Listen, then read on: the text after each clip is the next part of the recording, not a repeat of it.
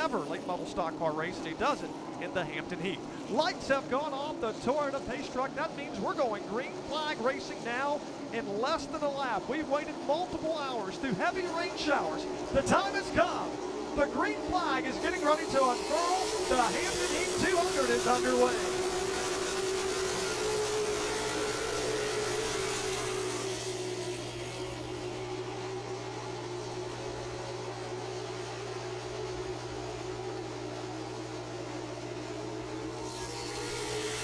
Mark Words, the pole setter, leads the opening lap. He is on the break by about 2 car lengths now over Brendan Queen. Slotting in the third spot will be Chase Burrow, the 00. Meanwhile, Connor Hall going side by side right now with car number 2 as they work off of turn number 4. Buck Rooster back at 1. Down into turn number 1, a great fight on the outside by Walt. He's going to try to dial up the top side of the track off of turn number 2 and down the backstretch. He will do so. He will clear Connor Hall and drop into line through the center of 3 and 4. Top 7, 8 cars, single file. We're still side by side, a little bit deeper in the field, at least inside the top 10. That's where we see 2 cars side by side. Meanwhile, here comes the number 51 entry. Ryan Matthews goes top side to get around. Couple of cars there, including the Matt Waltz race car as he works it off of turn number 4. He has his eyes set now out of well done on the 03 of Brendan Queen. And Matthews really making that top lane work. He was shot out of a cannon this last trip around. He has the second spot off turn 2 this time around. He's going to set his sights on Mark Works. You guys talked about it. Tire conservation is key. We know that top lane a little worse for tires here at Langley Speedway, so got to ask ourselves, how much is Ryan pushing early on? How much is he saving as we kick off these early laps? Yes, you talked about that a little bit earlier. You only have these 4 tires you started this race with. Well, that's a fact. And, you know, one thing that we may be seeing here is Ryan not taking the opportunity to get up front and maybe even lead some laps if he's not been accustomed to doing that at this level, especially at this race. So Ryan, one of the young guys trying to get up there and put his car out front, maybe set a little bit of a pace. You just never know what he might have up his sleeve. Well, he knows there's a lot of eyeballs watching this race here at the track and on Flow Racing. He wants to make a name for himself and get up there. We talked about it just a little bit ago. Ryan Matthews has won here at this racetrack in 2024. As we continue on early on, 7 laps in the books here. Mark Words setting the pace as we see him stacked up 2 by 2 right near the front of the field from 3rd place on back. You know, the one car that I saw drop right down to the bottom of the apron was that white number 6 of Bobby McCarty. I had to take a double take when I came onto the property because it's a white number 6. I've been so accustomed to seeing him driving a black car. Don't you love Buckaroos when they change colors on you, sometimes numbers? It kind of throws the announcers for a little bit of a struggle there. It does, and like Kip said, you know, seeing Bobby McCarty and the RNS Race Car spokesperson out a white car this weekend for the Hampton Heat. Awesome. And I talked to Bobby about that. He said, I was so thankful when they showed up with the white car because the black cars get so hot inside. And the white cars actually reflect the sun off of them. So he was playing a little peekaboo for a while there with Connor Hall. He looked under him a few times into turn 1. He's still falling in line right now with Sam Yarbrough to the top side of the racetrack on both those drivers. Watching the cars work around the speedway to put 10 laps on the scoreboard here. Early on, just 10 in the books, 190 to go. And Mark Words setting a blistering pace early on. He's pulled out to a quarter of a straightaway lead over Ryan Matthews. Chase Burrow, another young competitor from just up the road in Central Virginia, finds himself up to 3rd spot. But look at this number 95 race car. That's Sam Yarbrough from Myrtle Beach, South Carolina, dialing up that high lane as he goes to work on Brendan Queen down the backstretch. Kip, so some good racing, again, inside the top 5. Exactly, and the one car that's got me puzzled right now is that of Mark Works as he's jumped out to quite a significant lead here as they make their way through turns 1 and 2. He's probably being told to dial it back, take it easy. And he's probably telling them he can't take it any easier. Well, you're right. To your point, that last stop, he was the only car in the 17-second bracket. Everybody else was turning at 18.2. And he slowed down. And he listened to us at that point. He realizes he wants those tires under that car near the conclusion of the event. Here they come out of turn number 2. Brendan Queen thinks about making it 3 wide. He thought better of it. Cracked out of the throttle, looked down to the inside briefly for Chase Burrow as we see Burrow in a hot contest right now with Sam Yarbrough. They are battling it out for position number 3, Adam, in turns 1 and 2. I think Yarbrough has been on the top side of the racetrack since the word go. The 95 has been stuck in that outside lane, but he's making good headway here on the 00, trying to go the wrong way around. As he made his way around Brendan Queen, now finds himself side by side with Burrow. He will clear the 00 into turn 1 for the 95. Looking racy early on, he's up to P3.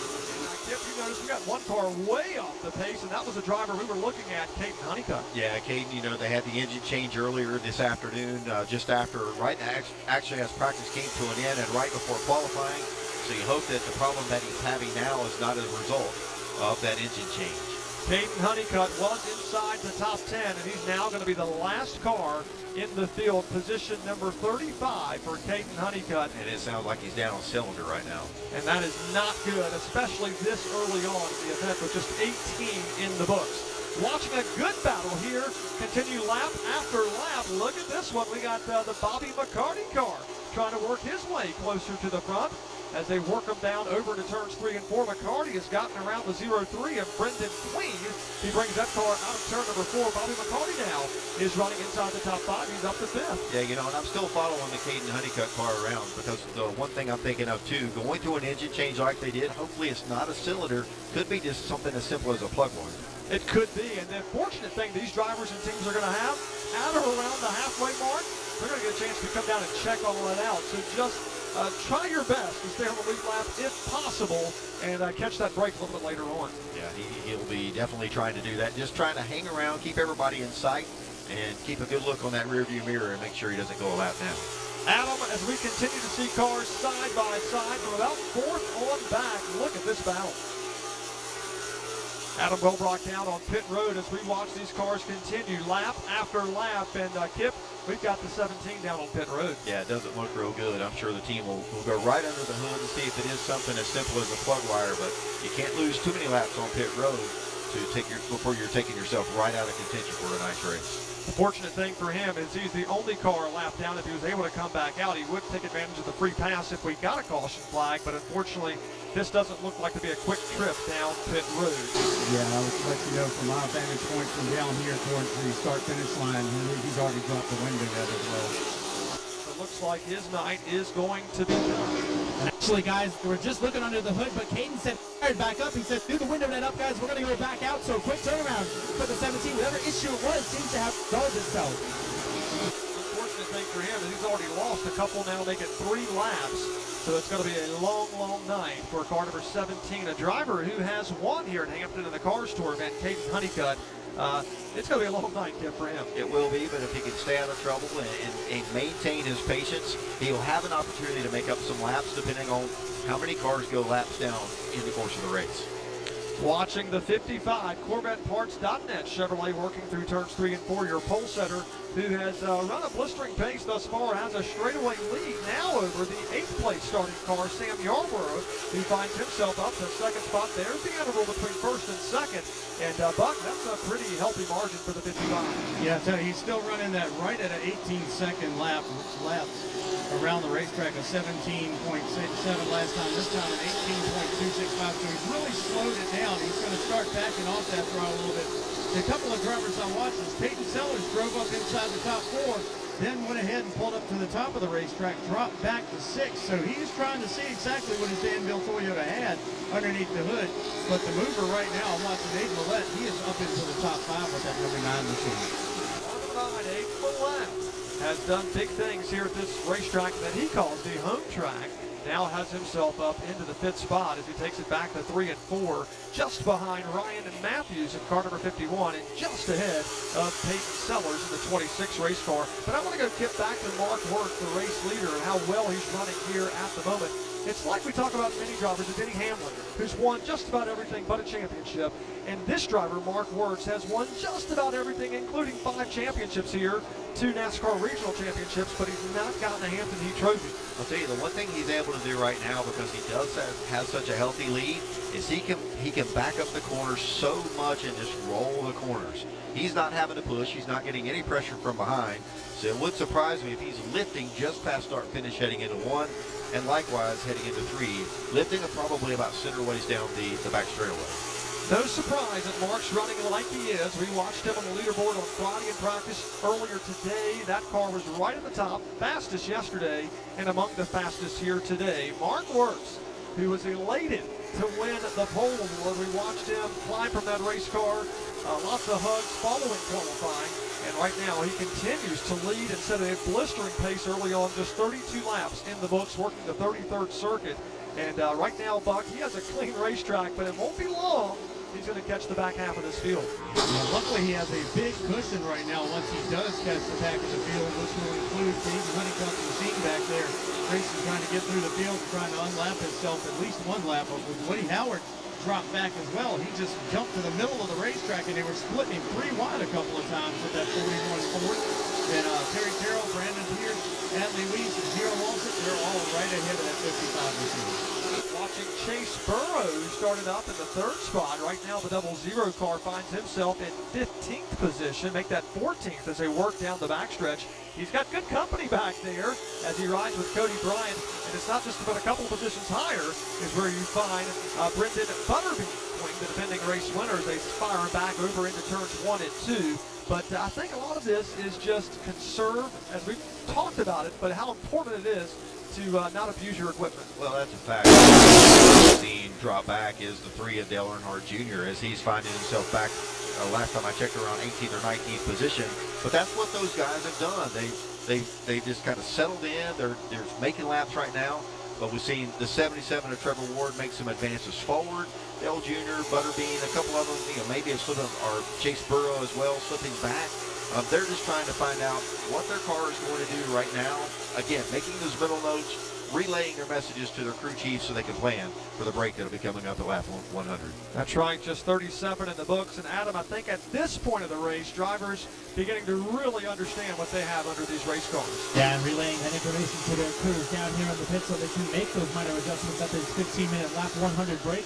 I tell you guys, up front, it's a hornet's nest from 2nd to about 5th or 6th. These guys keep swapping positions, keep going to the outside and trading spots. Sam Yarborough, Ryan Matthews, Aiden Millette, Peyton Sellers, and others. Bit of a freight train starting to form as they battle for position. Looks like Matthews is going to pass Yarborough for that spot. There's Dale Earnhardt Jr. Contact is made between himself and the 77 of Trevor Ward as the cars spin over in turns 1 and 2. That's going to put us under our first caution flag of the night. The defending Virginia Triple Crown champion Trevor Ward with problems down in 1 and 2. And it looked like he may have checked up. Earnhardt Jr. couldn't get Wode down quick enough and got in the back of Trevor Ward. But we'll have to check that out here. Caution flag number 1 flies here at lap number 39 after big-time problems buckaroos in 1 and 2.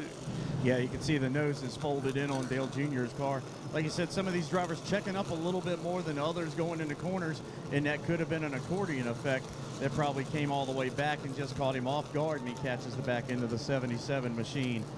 But man, it's a terrible break for the 77 because they're all out there just trying to save tires right now, but race at the same time. And now the 55 machine, all that advantage, she gone. And Trevor Ward was running at about 19th position. Earnhardt Jr. about 20th as we look at the Flow Racing replay. We'll take you back here into turns 3 and 4. There's Trevor Ward in the 77, Earnhardt Jr. in the number 3. And there you see, maybe the 77 kit may have woed down just a little bit. And these cars don't have brake lights on them, so you don't know if the driver ahead of you has really slowed down, and sometimes until it's too late. Well, that's for sure. It looked like he had Carter Langley right ahead of him as he got into 1 and 2. We don't know because it's just out of the frame if Carter was slowed down. Chase Burrow was up there as well, and it was just a chain reaction deal, and sadly it was one that sent the 77 car around. That's right. So Trevor Ward did go around. Fortunately, didn't hit anything.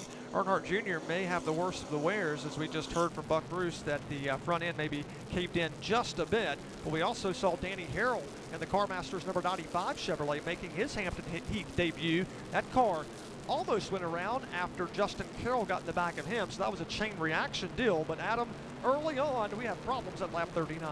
And it just goes to show you drivers maybe not pushing it a lot can still bring issues. These guys, as you mentioned, just kind of riding around, feeling out what they have. And just goes to show you, even when they're on track, just kind of riding, things can be very, very uncomfortable at times when they check up like that very quickly. Things unfold, and unfortunately for the 77, that's going to cost him his track position and going to make a little bit of a longer night for him. But of course, we're still not even halfway, so a lot of time left for the defending Triple Crown winner. Kip, let's talk about the front of that race car for Dale Earnhardt Jr. How concerned are you with that? Right up where the hood pins meet the bumper, connecting it to the leading edge of the hood. Not so much worried about that, other than the fact that we do start to see the hood start flapping around a bit. But the grill opening is way down low on the bumper cover, so as long as the grill opening is not obstructed, he won't have to worry about that much at all. Okay, so it could be very minimal for Dale Earnhardt Jr. here, as right now he is being scored in position number 21, and we'll check that. Of course, that all could change because we'll get the CarMaster's choose zone. That is the V that's painted just prior to the start-finish line. Drivers will elect to go to the inside or outside. The preferred lane is on the inside, but with this many cars, you're probably going to see, like we see the NASCAR Top National Touring Series, you'll elect to go left or right, and most people will try to go to stay in position. So we'll see how that unfolds here in just a bit. Earnhardt Jr. From Mooresville, North Carolina, the Bass Pro Shops number 3 Chevrolet here making his Langley Speedway debut. Yeah, the challenge that they're having right now is because there are so many cars in this field. The pace truck literally right behind the car that's running last in the running order. So it makes it really tough to get the caution laps to go nice and smooth. It is a challenge that they will face and probably not remedy until maybe some attrition occurs. Got another car there, Buck Roos down on pit road. That's Dean Shiflin. Yeah, Shiflin coming down pit road. They left a little bit of the tape accidentally on there from qualifying, so they're popping that off. He was starting to see some temperatures raise up, and his brake fans were not doing exactly what they were supposed to do to that left side of the car, and that was because tape was still covering it up. I want to take a few moments while we are under caution to mention Roy Hendrick, son of Ray Hendrick, Mr. Modified. Roy has been hospitalized with health issues, so we want to send out our prayers to him and his family and everybody on hopefully some speedy recovery on whatever they're going through. We send our love and prayers to Rapid Roy Hendrick. So again, under the first caution flag here this evening at lap number 39, Winston-Salem, North Carolina's Trevor Ward went for a spin down in turns 1 and 2 after contact between himself and Dale Earnhardt Jr. Likely the result, Trevor Ward had to probably crack out of the throttle because there were cars battling fast and furious just ahead of him, and that was most likely a chain reaction deal. We did see Danny Harrell almost go for a spin after he and Justin Carroll got together down in turns 1 and 2, and that's what happens on a short track on a Saturday night. All it takes is one driver to get out of the throttle when you're bunched up like that, and it can wreak havoc. Yeah, you know, and one thing I noticed too is that when Trevor did spin up there, he got kind of hemmed up on the hinge point from the track down to the apron. Luckily, he stayed out of the grass. With all the rain that we've had throughout the course of the afternoon, if you get in the grass, chances are you're probably going to need a hook to get out. You're going to be stuck because Buck Roos, we had, inches of rain fall here in a very short time. Yeah, we had a lake down here technically in 3 and 4. Matter of fact, right in the center of 3 and 4, we were trying to unclog the drain, and it was literally thigh deep down in 3 and 4 where all the water collected. Now the drains are in great areas, but the problem was enough debris had clogged the drain that it had to be unclogged. So once they did that, it sort of went down there. And of course our friends from South Boston Speedway and Richmond Raceway with the jet dryers and their machines came in and helped us out along with all of our tow vehicles and emergency vehicles. And man, it was a wholesale helping that we had going on out here at Larry King Law's Langley Speedway to make sure this 16th Hampton Heat would go off tonight. And we see the water down in the pit area along the back straightaway, and it was quite a bit of rain, but fortunately the showers have moved out to sea, and we are racing here this evening. If you're just tuning in, we do know it is after 11:37 Eastern time, but we are in the early stages of the Hampton Heat 200. Our support divisions will be coming up here following the Hampton Heat, including the Super Street, Super Trucks, and the 6-cylinder Pro 6 cars. They'll be out later on this evening. 2 more laps, and we will go back green flag racing. Remember, only green flag laps do advance the score on the scoreboard for the lap counter, that is. So again, under the caution, these laps are not counting. Drivers taking advantage of the CarMaster's choose zone, and no surprise, the pole setter and the driver who led prior to the caution coming out, that being Mark Works, chose the inside. Ryan Matthews went topside, while second place is Sam Yarborough elected to go to the inside, so he'll restart this event in position number 3. Kip, how important from your vantage point is the inside lane? Yeah, I think the inside lane here is important because it is a flat track. And so one thing though is that early on in the race, you're going to probably try to feel out which lane is going to work better for your car, and again, make those mental notes for later on in the race. We saw 2 and 3 wide racing throughout the course of the first 20, the first 39 laps of this race, We've seen it happen back in June when the Carster was here. So we know that you can race side by side. I think right now they're just trying to get a good notebook built to figure out which lane they want to be in later on in tonight's race. Taking a look at who starts outside of row number 2. That's Peyton Sellers. He's advanced 7 positions in the early stages of this event, or at least 5, I should say, as he'll restart this event in position number 4. Always somebody to keep your eyes on. Peyton Sellers in car number 26. He has been fast, but the fastest driver thus far has been that black and blue 55 car Mark Wirtz. As our safety truck goes behind pit road wall, we're set to resume the Hampton Heat 200. The green flag has been unfurled from Chief Starter Shane Snyder. We are racing once more, 2 by 2, buckaroos through turns 1 and 2. The entire field coming off of turn number 2 down the back stretch. Once again, Mark Wirtz does get the breakout. He's got Ryan Matthews right in his tire tracks. Matthews talked to his dad Mike just a second ago down here on pit road. Said all he wants to do is exactly what Kid was talking about. He wanted to go ahead and get out the Hornet's nest, get up there into second spot, let that leader go ahead and take off, give him enough nose braking area where he can get out in front of people and he can be the brake car. He doesn't have to worry about somebody caving the front end of that 51 machine. And we know the safest place, particularly early on in a race, is at the front of the field. That's exactly right, and that's one reason why Mark Wirtz is putting a little bit of a gap again between himself and second place Ryan Matthews. We know, especially as you get middle pack, that's where the Hornet's nest is. That's where the danger zone could be. If somebody gets out of shape, you quickly run out of real estate and could have big-time problems. There's Raleigh Music. The local standout driver in car number 47 finds himself up to position number 6, just ahead of Bobby McCarty. Raleigh Music currently leads at this racetrack 2 divisions point standings, limited late models and modified. So he's having a stellar campaign thus far. And Adam, we're watching his counterpart, the 08, Cody Bryant. He's inside the top 10 as they roll back to 3 and 4. Yeah, 2 very bright young men in the future of Langley Speedway. Both are limited late model champions here at Langley, and they're making one of their first capable starts. We got a caution on the racetrack. We got a car around middle of the backstretch. That is Danny Harrell making his Hampton Heat start. Something went awry. That car was maybe in the grass in the middle of the back straightaway, and that puts us under our second caution flag of the night. It flies here, Buck, at lap 44. Yes, sir. Car swapping ends coming off of turn 2 and down the backstretch. Once again, you don't know if it could have been an accordion effect that happened to the 95 machine or it just broke loose on him a little bit coming off that corner. Getting a little slick out there, finally getting some heat in these tires. Got a cooling session on him for a change. And like you said, making his first late model stock car debut, it might have just went ahead and swapped those tires, not as sticky as they were maybe on lap 40 when they restarted on lap 42 or 43. But they're working through, and this might now have given Caden Honeycutt 2 laps back. So keep an eye on that 17 car. I don't know how many laps he lost when he came down pit road, but he's already got 1 lap back if the free pass is engaged, because nobody else was lapped by Mark Wirtz. So that could be 2 laps back for the 17 car now.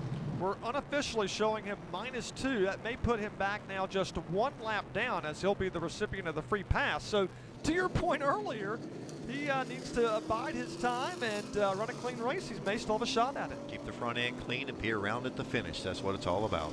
And he is still around right now. This caution flag coming out because Danny Harrell had problems in the middle of the back straightaway. He was running in 34th position. And fortunately for him, no harm, no foul. Nobody else was collected in that, and he is able to continue. So we got 3 more laps until we see the green flag. When we get the 2 to go symbol, or signal that is, drivers will elect to choose the inside or outside lane when we get set to go back after it. 44 laps have been completed. So Adam, we only had a 5-lap run. So much for the long run here early on. Yeah, just goes to show you how versatile your car needs to be. We'll have maybe a short run at the end of the race, could be a long run. We'll have to wait and find out, but this almost sends the run from lap 0 to 100, kind of cuts it in half almost for drivers here at the remaining part of this first half. We're going to go to lap 100, then drivers will have a chance to make adjustments with their teams. So kind of makes you wonder with these heat cycles that are on the tires, who's got what for this final 55 laps or so to end this first half.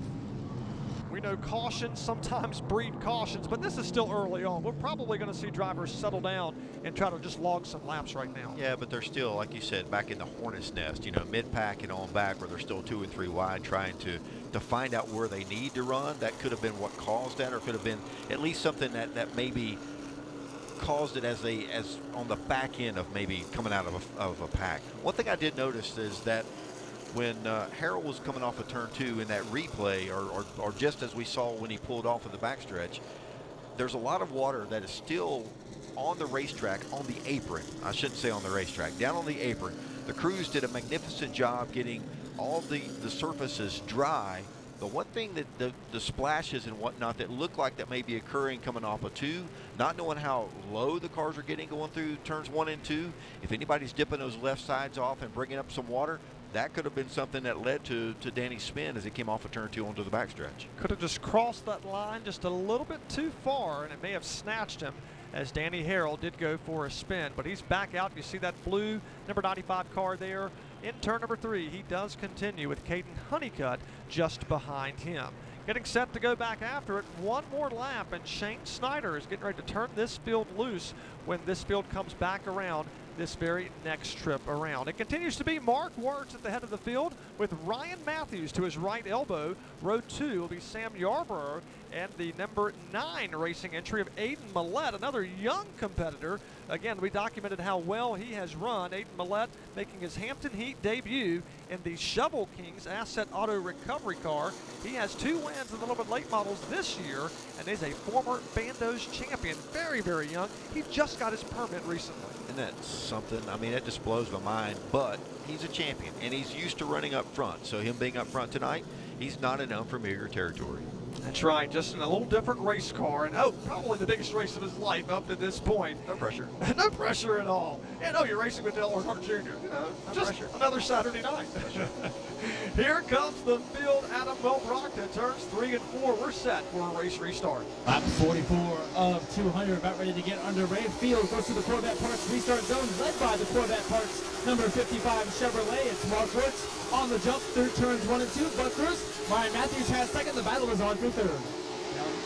Down the backstretch and into turn number 3, Matthews settles in. Yarborough's going to settle in. Millett's going to try to get into wheel tracks in the 95 machine and does so. The next 2x2 battle, it's Riley Music working around the outside of Peyton Sellers. Riley Music now inside the top 5. Car 47 solidly P5. As we see Peyton Sellers backpedaling just a bit, but Kip, no concerns. This is still early on. It is, but you know, I've seen Riley Music now make 2 passes on the outside around some pretty venerable veterans of Peyton Sellers and Bobby McCarty. So he's making the outside lane work what he needs to, and Mark Wirtz is off the pace. Mark Wirtz slowing down quite a bit now as they work through turns 3 and 4. Is that a sign of issues? We don't know. Mark Wirtz does go down to the inside of the racetrack. That allows Ryan Matthews to bypass him on the high side. And here comes Sam Yarborough. Buckaroo, something is awry on the 55 car. Yes, sir. When he came by, it almost sounded like the 17 earlier, like it had a little bit of extra thunder under the hood, like one of the cylinders isn't firing for the 55 machine all of a sudden. Wow, that could be a huge development for the pole setter, the driver who led the opening 46 circuits around this racetrack with big-time problems potentially. He's still, though, inside the top 4. We'll see how this plays out. Mark Wirtz right now P4 as we see Ryan Matthews at the head of the field. And here comes the driver we documented inside now the top 2 and battling for the lead. This is Aiden Millett in car number 9 through 3 and 4 as Sam Yarborough watches on as they exit turn number 4. So some young drivers, Kip, at the head of the field. Yeah, you know what? In the middle of this pack, it seems like everyone is checking up, and there's been some chain reaction bumps and bruises that have been going on. Peyton Sellers has been a part of that. I saw Brendan Queen. A number of cars have found themselves kind of in the middle, and one of the contributing factors may be that number 55 of Mark Wirtz. And you've been watching it. I see you looking, we're all looking all over this racetrack. There are so many battles, it's hard to keep up with it all. But indeed, Mark Wirtz off the pace, more checking up to do. That includes this time the Trey Williams car, number 3, and another name. 3 wide off of turn 4 with Dale Earnhardt up on the high side. It's you hate to be in the middle of this pack because they're a lot more racy than they need to be this early in the going. That's for about 18th and 19th position right side of your frame. That is the Hornet's Nest. That's the danger zone right now. Cody Bryant, the 08. He's a part of that battle as well as they go 2 by 2. Buck Roos back to 1 and 2. And I'll tell you what, man, that is 12 all the way back to the 20s, and it's all one big knot as they work off of turn number 3 into turn number 4 now. Then they come down the front stretch. I mean, we don't have enough cameras to cover that many cars. It is crazy. 3 wide into turn 2. And we've got a battle for the lead. Aiden Millett is going to go to the top spot. New race leader through turns 3 and 4, and there they are, still 3 wide. Further back, Chase Burrow, the 00. He's in the number 13th position as they continue to duke it out. As we see Cody Bryant also there in the 08. He's running in about 17th position. So it's hot and heavy back there. Don't tell the young guys they're not supposed to lead this thing because they're not listening. That's right. We've got some comers and some goers, but this is still early on in this event. So you can be in about mid-pack right now and probably be okay as long as you're taking care of your equipment and really, more important, your tires here at this stage of the event. We've only logged 56 trips now, make it 57 on the racetrack as we continue to see them side by side all throughout the field, floating up front as Ryan Matthews wants that lead back. As we watch these cars fire them off down in turns 1 and 2, there is the Jacob Derrick, car number 88. We documented him earlier. He is running in 19th position, racing with Thomas Scott in car number 8 as well, as they work those machines through turns 3 and 4 here early on in this one. 58 laps have been completed. Adam Wellbrock, they're back in 1 and 2. And for what it's worth, there is a little bit of prize money at the halfway point, so drivers know that. They want to get that big check here at the end of the race, but they're also thinking about that halfway point. We'll have to wait and see how this unfolds, because drivers know that once they get the lead at the halfway point, not only do they get the check, but they also get to keep the track position for that second half of the race, the restart, which could be crucial later on. So definitely a lot to play for here, but we're still only just a quarter of the way. Watching the 22 of Connor Hall as he takes it back now to turns 3 and 4. Connor Hall, as we look at the leaderboard, he's running in about 14th position. And there's Dale Earnhardt Jr. Car number 3 back to turns 1 and 2. Earnhardt Jr. has been inside the top 20 for most of the night. Right now he's being scored in the 22nd position as they race back to turns 3 and 4. And Kip, this racetrack, you know, Buck Roos and I talked about it, an egg-style type racetrack, I should say. You're constantly turning on the front stretch and the back stretch. Yeah, straightaways here is just a word because you never, ever truly straighten up. And to really get the most speed out of your car, you carry it all the way out to the wall as you come out of a corner right before you dive down into the next one. Constant turning, very little break time for these drivers. They have to be on it all night long, and that's what they're doing right now. So we see Cole Bruce and Dale Earnhardt Jr. positions 20 and 21 here on the Speedway. So we're a little deeper in the field. There was a little smoke from one of the race cars. As we look a little bit further ahead, that's Connor Hall and Kate Brown. Kate Brown, that white number 23 car, as Kate Brown is currently being scored in the 14th position. As we watch these drivers continue to circle the Speedway early on in this one. Just 63 laps have been logged. There is Chase Burrow in the 00 race car. He is in right now position number 11. So Adam, we're early on, but some of these drivers, we would think we're near the latter stages of the event. Yeah, and every position matters. These drivers know that, and they want to get anything they can. If it's right out in front of their windshield, they're going to get after it here in this first half of the race. As you mentioned, the Hornet's Nest a little further back, but Connor Hall, looks like the Kate Brown machine is in there. Cody Bryant stuck topside. Carter Langley, South Boston champion, in the mix as well. A lot of youth, a lot of experience battling it out here mid-pack. Kate Brown, he was 9th fastest in practice here on Friday, making his Hampton Heat debut. He won the Hickory Motor Speedway Late Models Championship last year in 2023. That's a pretty incredible feat. I'll tell you what, guys, you might want to put an eyeball on that 03 machine. 2 laps ago, he was sitting back in 16th, and now he's 10th. He is starting to rumble towards the front. Look who's just behind him. They've been close together all night long. We're talking about Connor Hall, literally right behind him. And then you see the 26 race car, Peyton Sellers, also in that mix. So 3 heavy hitters here, Kip, as they work back to 1. Yeah, I think Peyton Sellers probably has a few more Hoosier tire marks on the side of the car than he'd care to have it at this point in time of the race. But you're right, seeing Brendan and Connor right there going nose to tail. No surprise here at any portion of this race. Brendan Queen, the defending winner, 2-time winner overall for the Hampton Heat 200, 3-time champion at this level. And of course, he runs full-time for the ZMAX Cars Tour. in 2024, just as he did last season as well. Watching him work back to turns 3 and 4, Earnhardt Jr. Car number 3, we see him stalling on that steering wheel. Just incredibly how tough it is to drive these cars, because we see the back ends kick out, Kip, like they're dirt track racing. Yeah, these guys really like a loose race car, but the loose race car tends to use that right rear up, so they want to make sure they don't get the back end out too often here to make sure they take care of that right rear heading into the last portion of the race. Lap after lap, everybody trying to get all they can out of their car, but maybe conserving just a little bit at the same time. So it's a constant battle, or a constant, you have to look at what you need to do to get your car close to the front, but not abuse your tires or your equipment. So it's a balance for these drivers. And look at the driver at the head of the field. It's Aiden Millett. He's out to about a second advantage over Ryan Matthews. So some young guns, Buck, at the head of the field early on. Yeah, and crew chief Dick Blinkskinell came across the radio to him and told him 8 teams. We want 8 teams out of you right now. And so he slowed the pace down to an 18 flat the last time by, an 18.006 for Aiden Millett. And he keeps it at an 18.1 right now.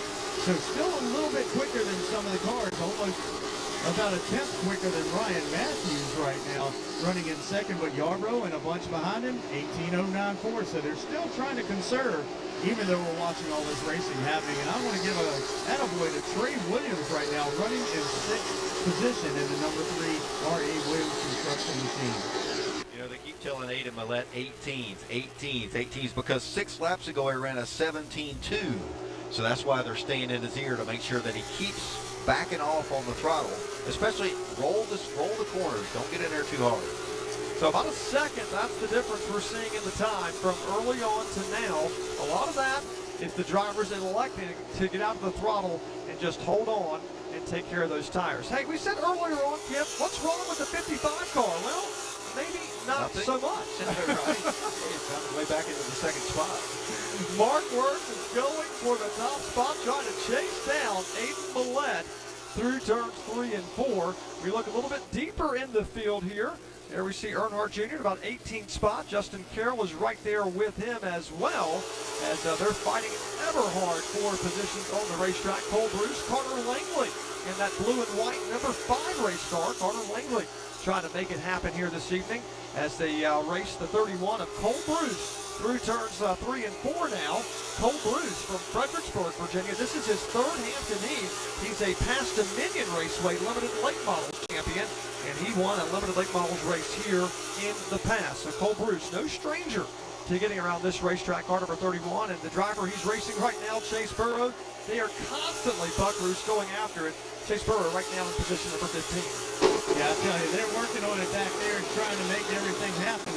But Mark Wirtz went ahead and made Aiden Millett an honest man a few laps ago. They ran a 17.2 and a 17.4 around this place as Mark Wirtz put the tow hook on. I don't know what cleared up behind underneath the 55, but it is full song right now and rolling around this racetrack. Does that have to give you any concern if you have to put your crew chief hat on?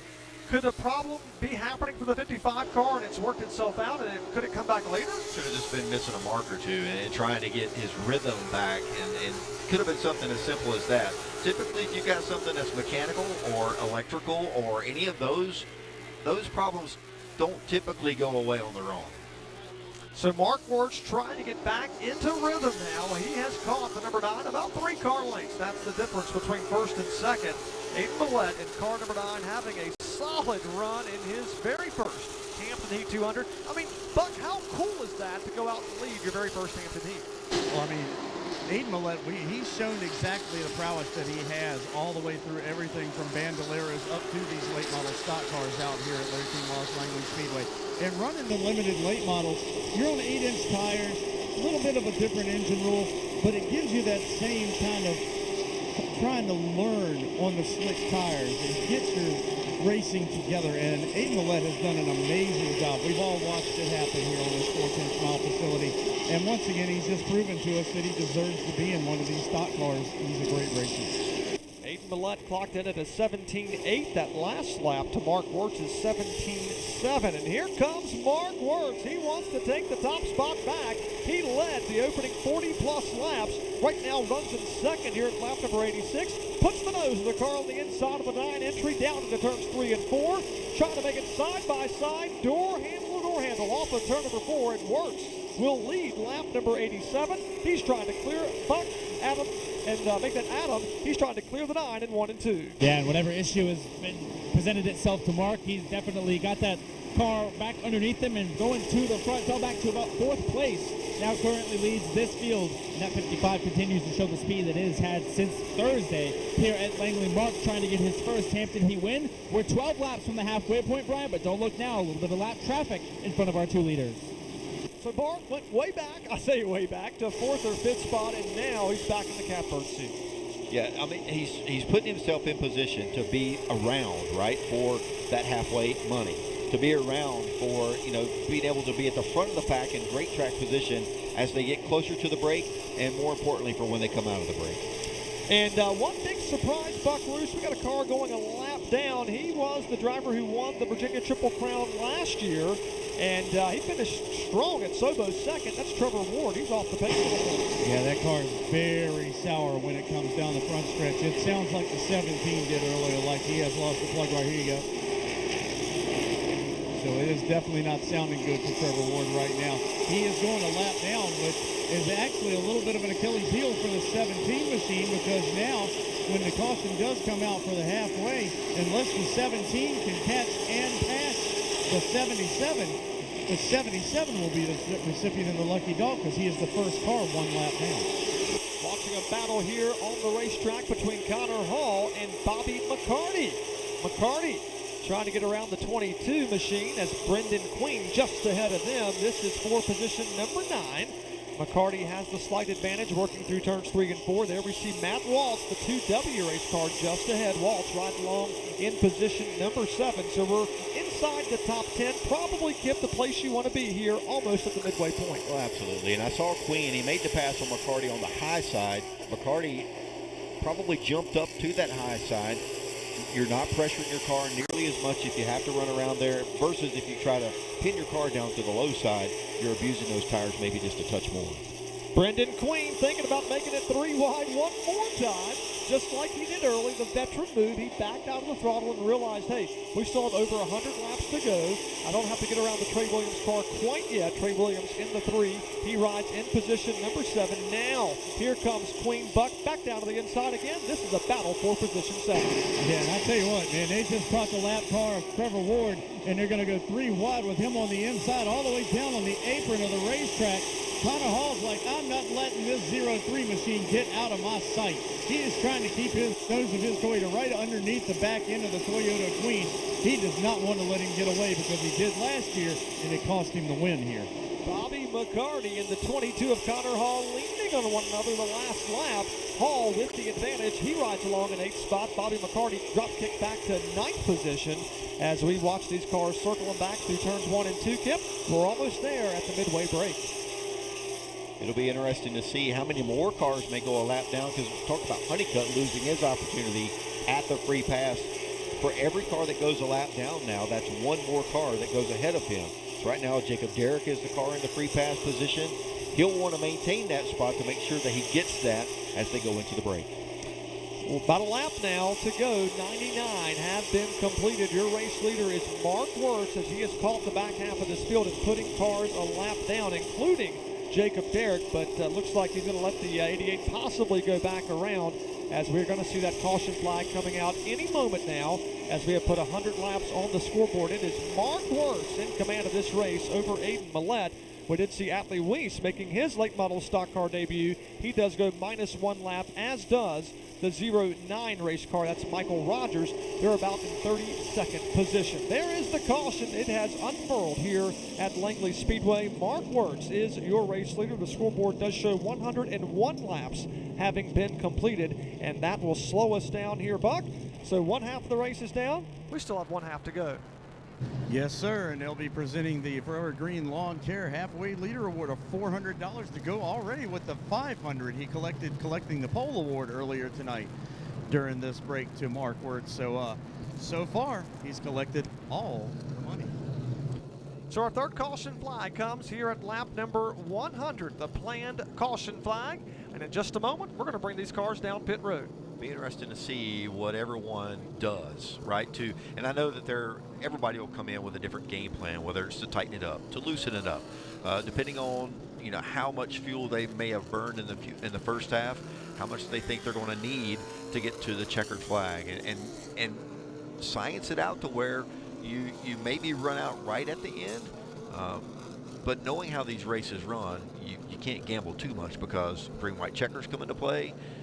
A lot of caution laps come into play. It's going to be interesting to see the game plans for all these crew chiefs and their drivers when they come in for this break. And we're going to find out who's been strong here early on. Will that carry out to the second half of the event? Or will we talk about some different names that'll come from maybe deep in the field to get closer to the front, because they have really saved those Hoosier tires? We're going to find out here. It's going to be exciting to watch here in these final 100 laps. But Mark Wirtz, the dominant car early on, has led a majority of this race. We thought he may have had issues, may have just had a little issue, not a terminal issue or a engine issue, but one that got him out of rhythm. He had to regroup, but he did come back after falling from 4th or 5th and has worked himself back to the front. Don't go anywhere. This is getting good. We're back with more after these short messages.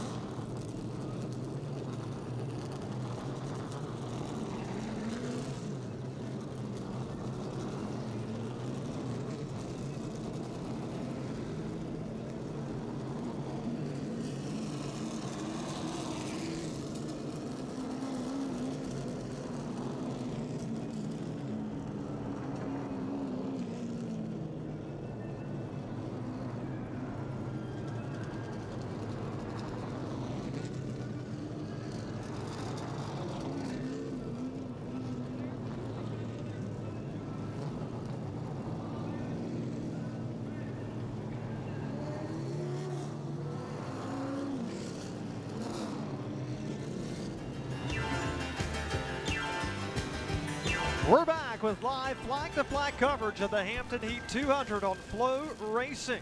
One half of the Hampton Heat 200 is in the record book. Still one half to go. The important half of this race is to run. It is the important half, but every lap that we've already run is important too, because it is it's where they've gathered their information to get ready for half number 2. Again, like we mentioned, it's going to be interesting to see what their plans are as we see the crews get ready down on pit road, for the cars to come in for their 15-minute break. That's a good amount of time for them to be able to take a big swing at it if they need to. It could be something as simple as some air pressure changes, or maybe an addition of a piece of tape, or just pull maybe a little bit of tape off. But it's going to be interesting to see as it gets cooler. You talk about tape. Maybe a team can add some tape now that the car can run a little bit cooler, and give them that extra front downforce to help them when they get out in front, to keep that front nose planted to the racetrack. So again, we're going to see what takes shape in the pits as these cars will be coming down here in a moment. Right now, it's been the dominant car, Mark Wirtz, the driver to his right elbow. Aiden Millette started way back. He started in position number 26 or outside of row 13. Finds himself now in the second position as these cars begin to roll down pit lane. And what about Riley Music, the 47 car? He started back outside of row number 7. He's all the way up to third. And Ryan Matthews, who led some laps in car number 51, he's inside the top 5 and fourth. And Matt Waltz right now rides P5. And of course, the defending winner, Brendan Queen, started in second. He hasn't dropped too many positions, likely trying to conserve those tires. He is running right now in seventh with Connor Hall right now riding in position number 8 as they'll come down pit road. There will be a 15-minute stoppage of this event. Drivers will climb from their cars. Crew members will begin to go to work. And Buckaroos, it's getting ready to be, I'd say a very busy spot down on pit road. Yeah, wholesale mechanic time down here on the pit road at Larry King Law's Langley Speedway. All these teams starting to move with their cars, starting to get in position. Like I said, they get 15 minutes once the officials give the go sign.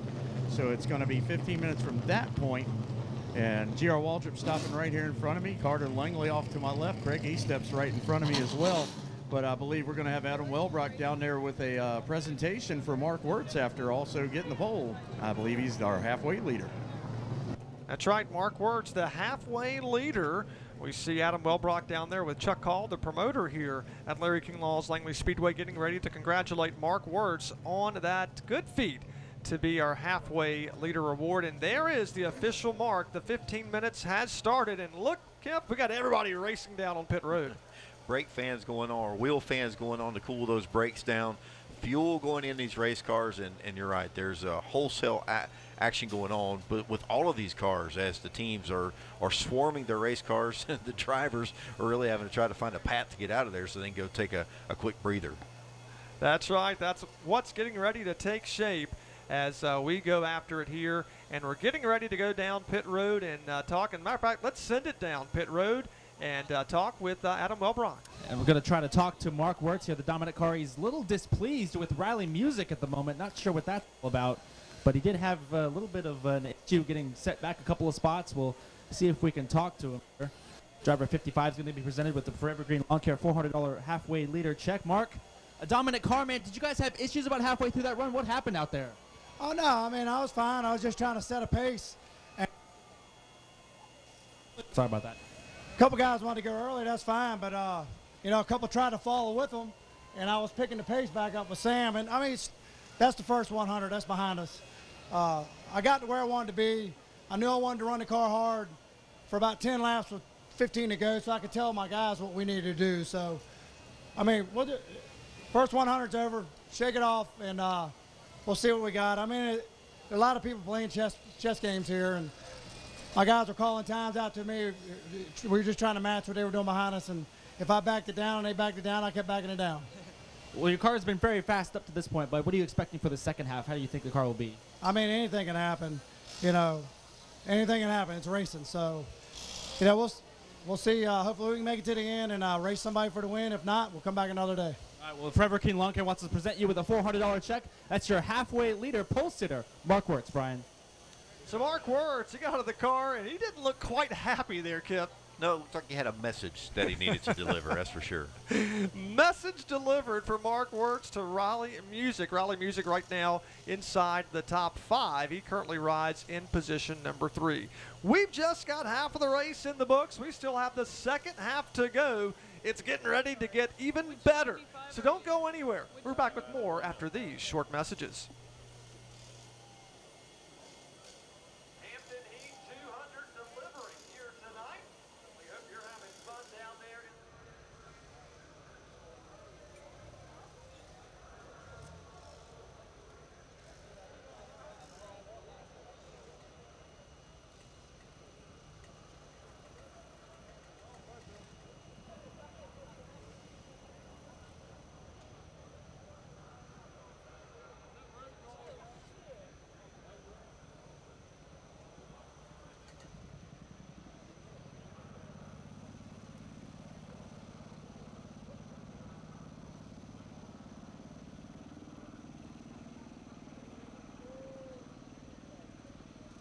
Hey, Justin, I got a question. Do you want me to break down the camera and this mixed round or what?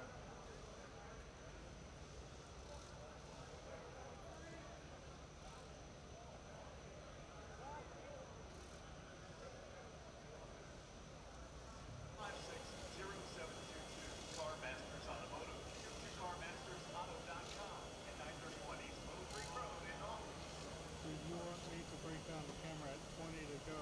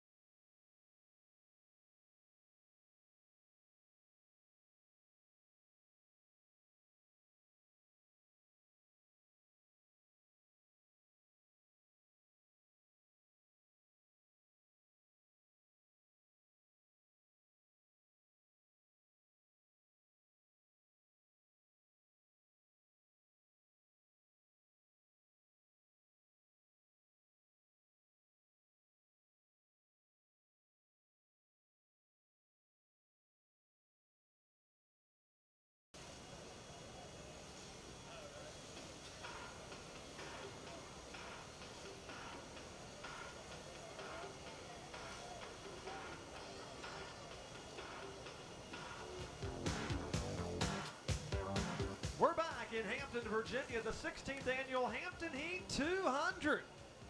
One half down, another half to go. And Buck Roosh, you're down on pit road.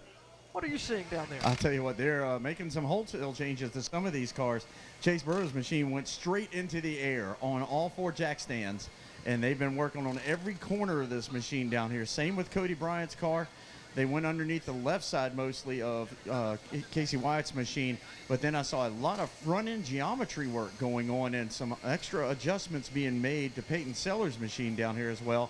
Dale Jr.'s team right now working on that damage on the front of the nose of the number 3 Tracker Boats ATV machine down here. That Chevrolet getting crushed in, like Kip had said, probably not getting enough air through that dam. It crushed it down a little bit, so they are actually got pry bars in there prying on the tire to get a little bit of pressure to open that front grill work up to make sure they keep air going to it.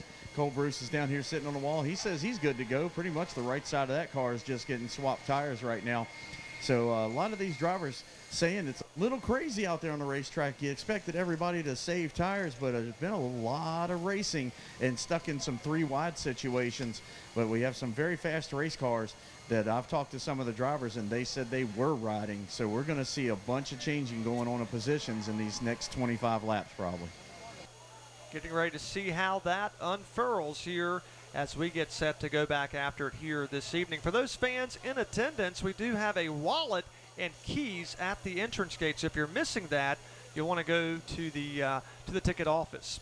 All right, so work continues to take place down on pit road for these drivers and teams. And Kip, what do you think some of the big changes are right now? And I say big, I'm using air quotes right now. Maybe some tire pressure changes, maybe some chassis adjustments, but what are some of the things you think we're changing on these cars? Yeah, I think air pressure is easy because you can make those changes without turning wrenches. But I think with it getting cooler tonight, and with it being cooler just in general than what they've experienced the whole time that they've been here throughout the past couple of days, I think there will be some suspension changes, some chassis changes, some wedge that they'll be probably taking out of the car just to get things to where to rotate better in the corner. That's the one thing they're going to want to do, is be able to get to the corner and roll the corner, make it turn, to be able to drive off. And I think that's the guy who can figure that out, the team that can figure that out the best, is the one that Mark Wirtz and the rest of the guys that are up front are going to have to keep their eyes on. We'll keep our eyes on that as well. And let's go back trackside. Thanks, Brian. Standing by here with a couple of youngsters who had a lot of speed. Aiden, we'll get to you first, buddy. A lot of speed in the 9 car. You're leading laps in your first Hampton Heat. What was that like?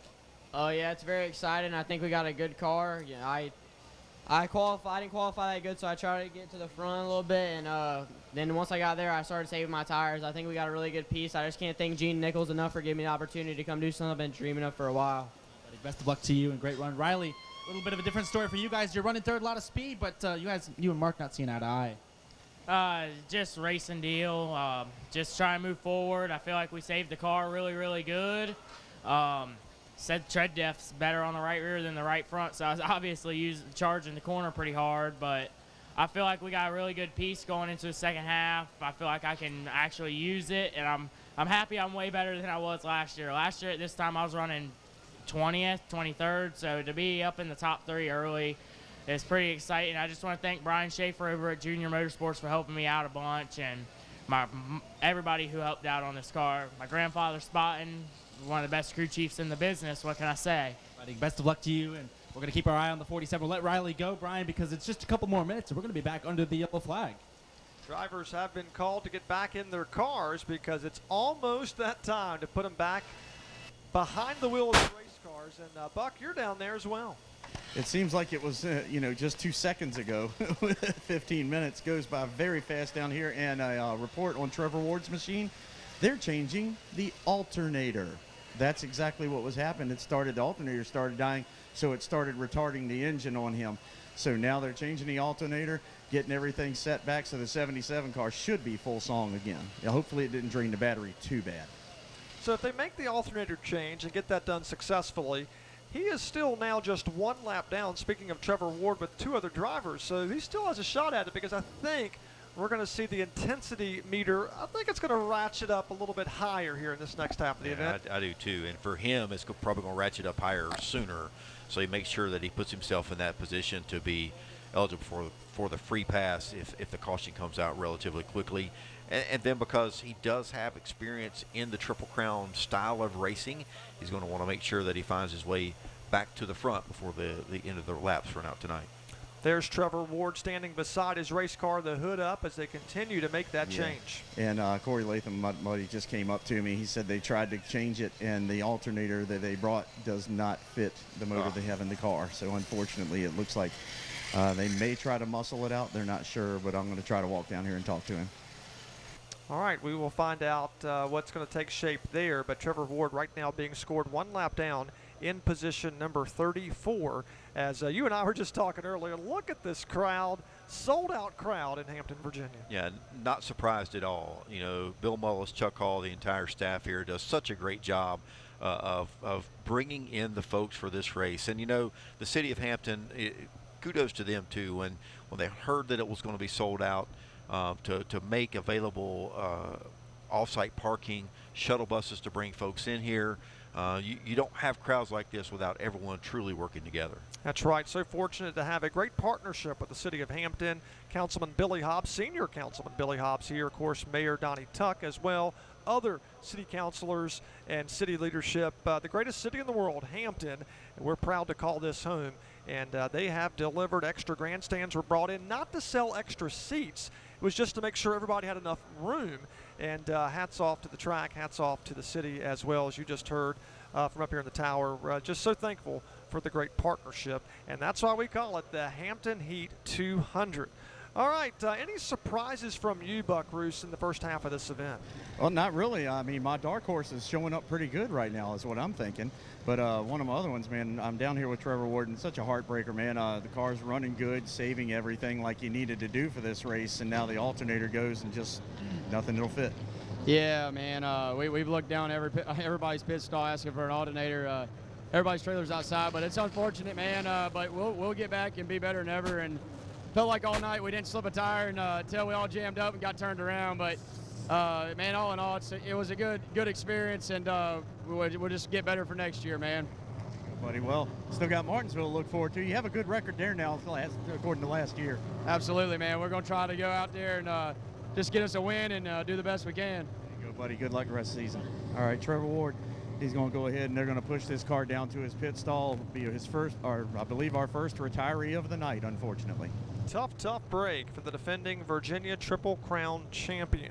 From one Trevor to the next, Trevor Reynolds. If you could please go back to your trailer out front, you are needed there.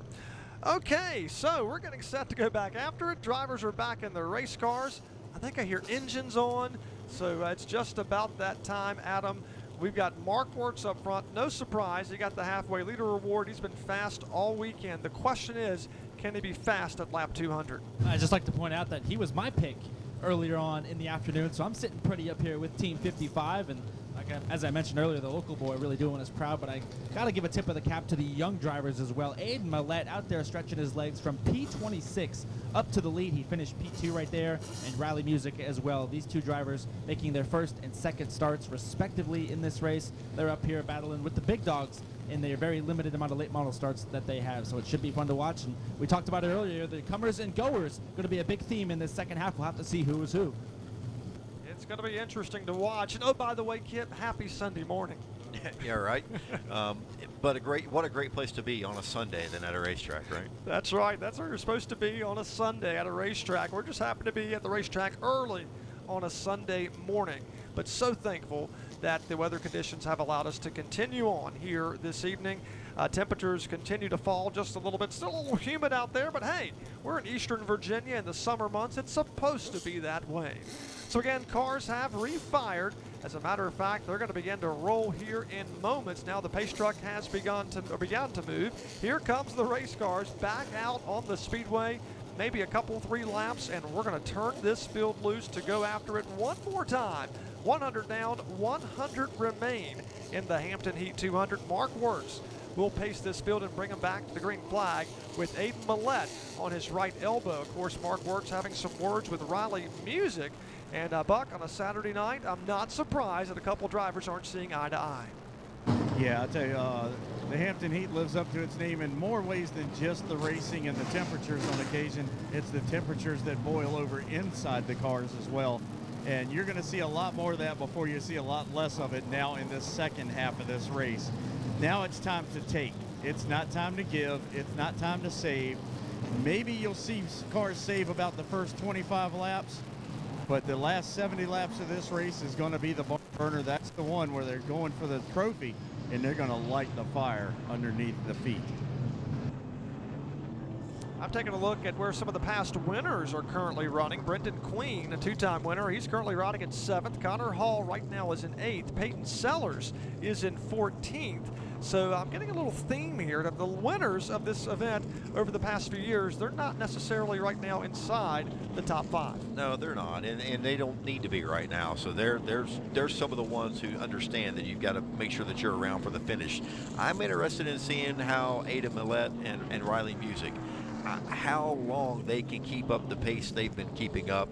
as well as Mark Wirtz too, because Mark right there at the very end was getting down into almost to the 17-second range for his lap times, just to try to get his car back out front. It'll be interesting to see how much any of those guys that are up front right now have abused their tires. That's right. Of course, Aiden Millett has come from deep in the field, 26th spot. He finds himself up to 2nd position. So again, we're watching the cars circle the speedway under the caution flag at about 35 miles per hour, but they're going to go much faster than that in a couple of more laps. That's our chief starter down on the flag stand, Shane Snyder, letting the drivers know that we're going racing here in a matter of moments. Our race director, Shane Laws, directing this event from high atop in the tower. We're getting set for the second half of this event. It's going to get good. Mark Wirtz, Aiden Millett, the top 2. Raleigh Music, Ryan Matthews will make up row 2. Row 3, Matt Waltz and Sam Yarborough from Myrtle Beach, South Carolina. He'll restart in the 6th position. Brendan Queen, Connor Hall. No surprise, those 2 drivers side by side in position 7 and 8. And Bobby McCarty, Trey Williams make up row number 5 when we drop the green flag here in about a lap or so from now. So again, the Hampton Heat 200 on a Sunday morning, a late start. But we are racing this weekend in front of several thousands of fans and several of you tuning in at home. We thank you for joining us here at Larry King Mall's Langley Speedway. One more lap. We're back after it here tonight. That was the only planned caution flag here at lap number 100. So from here on out, we could stay green, but most likely, if I was a betting man heading to Vegas, we're going to have more caution flags. We'll have a few. We'll have a couple. There'll be some. We'll leave it at that. That's right. We're getting set to go back after it. Mark Wirtz, Aiden Millett, row 1. Again, Raleigh Music, Ryan Matthews on row number 2. Go ahead and tighten the belts. We're getting set to resume the Hampton Heat 200. Who's going to take home the big trophy here tonight in the big check? We're going to find out. The green flag has come back out. We are racing once more in Hampton. Buck, they're side by side for about 3rd on back. Yes, sir. The full speed pace lap off of turn number 2 for most of the field. It is going to be Mark Wirtz getting the advantage over Aiden Millett down into turn number 3. Give the double nickel the lead on the lap 1 of the second half of the race. Didn't take long further back in the field to go 3 wide, as drivers know the best time to pass is on a start or race restart. You can take advantage and catapult in front of quite a few cars, and that's what some drivers are trying to do here in the second half of this event. 102 laps in the books. It's Mark Wirtz out in front, Aiden Millett, Raleigh Music. They're going to battle it for 2nd position, Adam, down the backstretch. And the youngster is ready to flex a little bit of muscle here and go after the 55. Music trying to take the peak to the inside of the number 9 of Millett. Millett making his first start. Music making his second start. Going to show him how it's done. The 47 dip to the inside through 1 and 2. He'll easily make the pass off the corner, move the 47 up to P2. Raleigh Music now in the runner-up position just ahead of Aiden Millett as they work through turns 3 and 4. So Raleigh Music, get used to that name. It's his granddad, the legendary Phil Ward, 7 championships here. The family kind of knows what they're doing here at Langley Speedway, right? And Raleigh Music just turned his fastest lap of the race just a moment ago. And we've caution, got guys. problems. Yeah, debris up in the top of turn 4, right underneath the CorvetteParts.net Keen Parts restart zone. There's a piece of debris. But man, a lap ago, Danny Harrell clobbered the front stretch wall coming off of turn number 4. So he's definitely got some right side concrete added to the wheel weights. Tough break for Danny Harrell, who put us under the caution flag several laps ago back on the 44th circuit. And there is debris here on the backstretch as well under the Harrison and Lear billboard. As you see Mark Wirtz go high on the racetrack. Not sure if that came from Danny Harrell or maybe there's Gavin Boschel. He's the culprit as he comes down pit road, Buckaroos. Yes, sir. He's coming down pit road and he's dragging the hood of somebody else's car underneath the machine. So somebody is devoid of hood out there, and unfortunately, that is the 55 car is the recipient. So that is what's underneath that machine.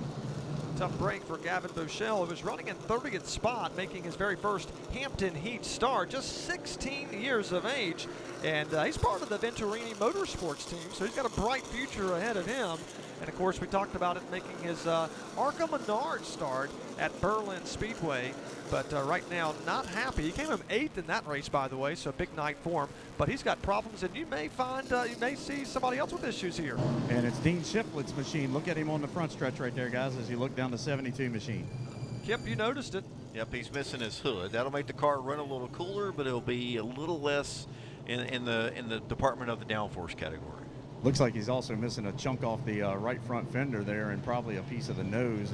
He's gotten up underneath somebody pretty hardcore.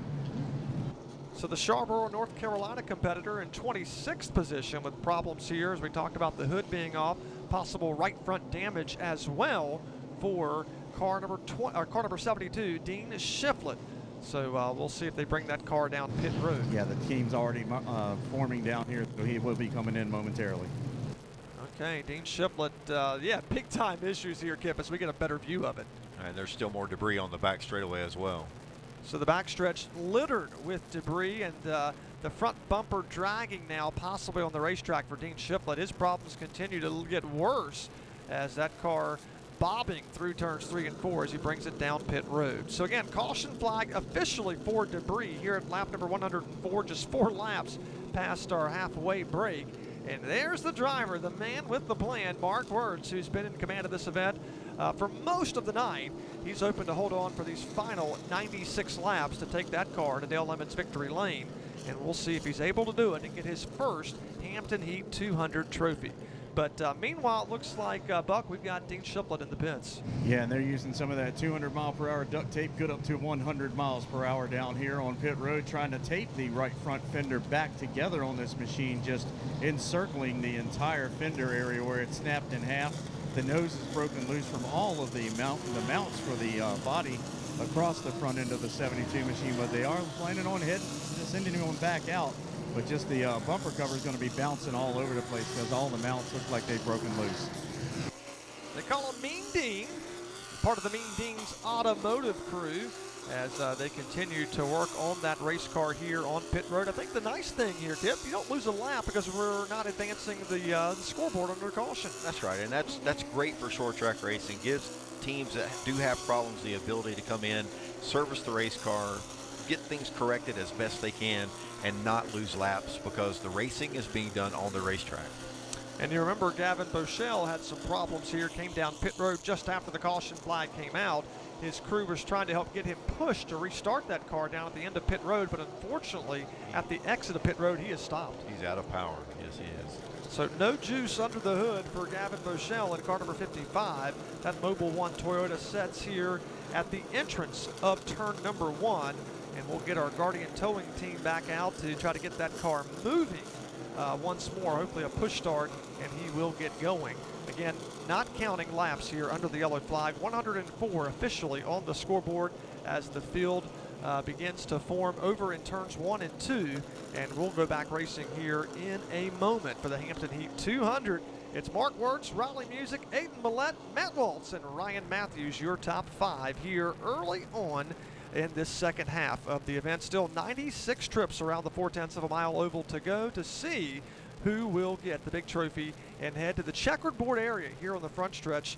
That coveted spot, all 35, now make it 34 drivers, I believe, still out on the racetrack have an opportunity to do that here tonight. And we'll see if Mark Wirtz can make it happen here for the very first time. So pit road seems to be clean at the moment, minus the Trevor Ward car that is done for the night. So attrition hasn't really ratcheted up quite yet. Yeah, and hopefully we don't see much of that, right? It's you want to make sure that we have, if you're out here racing, obviously you don't want to impede anybody's progress. You don't want to be in anybody's way. You want to make laps, and a lot of these, especially the first-time racers, that's what they're doing tonight. Their goal is to make laps. What's funny is that some of the ones that are in their first race tonight are not only making their laps, they're making them up front. Indeed, you're right. We're talking about Aiden Millette, car number 9, at the front of the field inside the top 3. And that doesn't surprise most of us, but I'm sure he has to be elated, no matter where he finishes, to know he was running inside the top 5 in the Hampton Heat 200 in his very first start. All right, one more lap. We're going to turn this field loose, Adam. We're about ready to go back after it.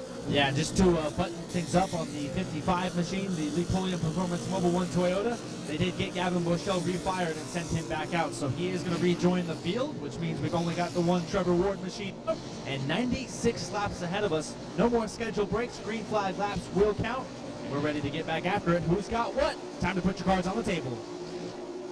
Here comes Mark Wertz and Raleigh Music through turn number 4 at the CorvetteParts.net restart zone. Presented by King Parts. We got problems up the front of the field. Car number 9 Langley did not go. Not sure if he missed a gear or spun a tire, but that stacked up the entire field behind him. Tough break for a driver we were talking about running so strong. We got problems. Yeah, it looked like a missed shift. Had all the common look of exactly that with the number 9 machine, and he pulls back up to his spot. But unfortunately, the caution will come out because there's debris sitting in the bottom of turn 1. And who caught the worst end of that deal? Ryan Matthews, who started directly behind Aiden Millett in car number 51. Matthews took some time at the front of the field, but Kip, he's got big-time problems in the front of that race car. Yeah, he sure does. It's right. It's on the nose, the hood, the right front fender. All of that's going to have to be addressed. We talk about it throughout the course of the race. You got to keep the nose clean. And unfortunately, because a bad problem happened in front of him, he's the yeah, you can see it right there in the replay. Had nowhere really to go. Brendan Queen, Bobby McCarty, everyone else able to take evasive action, but just a tough break. Tough break here as Aiden Millett likely missed a gear. There you see the car stall, and unfortunately the 51 of Ryan Matthews, a full head of speed, nowhere to go but in the back end of car number 9. So he's going to suffer quite a bit of damage, and then everybody else goes to the inside or outside of Aiden Millett, who just did not get up to speed in time. And literally, Kip, you're on the raw edge. And you have to hit your marks and hit them perfectly. And sometimes you make a slight mistake, like missing a gear or spinning a tire, and that causes big-time problems. Yeah, I noticed a little. And look at Casey Wyatt's car, guys. Just 29. Just going to bring that up. Looked like he sustained a little bit of damage in that as well. That accordion effect, it doesn't take long for it to get back towards the middle of the pack. Indeed, Casey Wyatt in 10th spot. So it went deep throughout the top 10 with that problem for Aiden Millett in car number 9. So a tough break here. Lap number 104 on the restart. Car number 9 started in position number 3, didn't get up to speed, and then that just stacked everybody else up behind him. And so lots of drivers with issues, including Ryan Matthews. We now talked about the 29 race car, and we got a car stopped. Yeah, Gavin Bushell continuing to have problems with the car being out of power. Not sure if it just will not fire, will not keep going. So it'll be interesting to see if they come in and can correct that problem. So Gavin Bushell on the racetrack, but he has stopped, as you just heard. He rides in position number 30, or at least being scored, I should say, in position 30.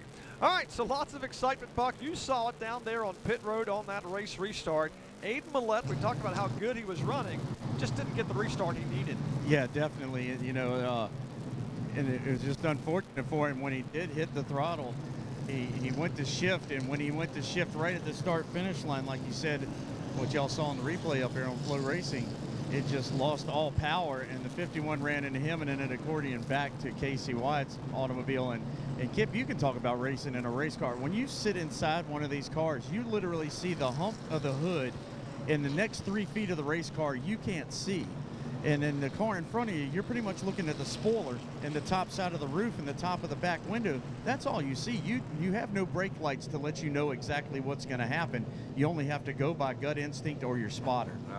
I can't give you what it feels like to sit in a race car and see what they see. What I can tell you is sitting in the pace car and looking in the mirror and see how close sometimes that the drivers are able to get right up to the back bumper of the pace car or for example, here with the pace truck.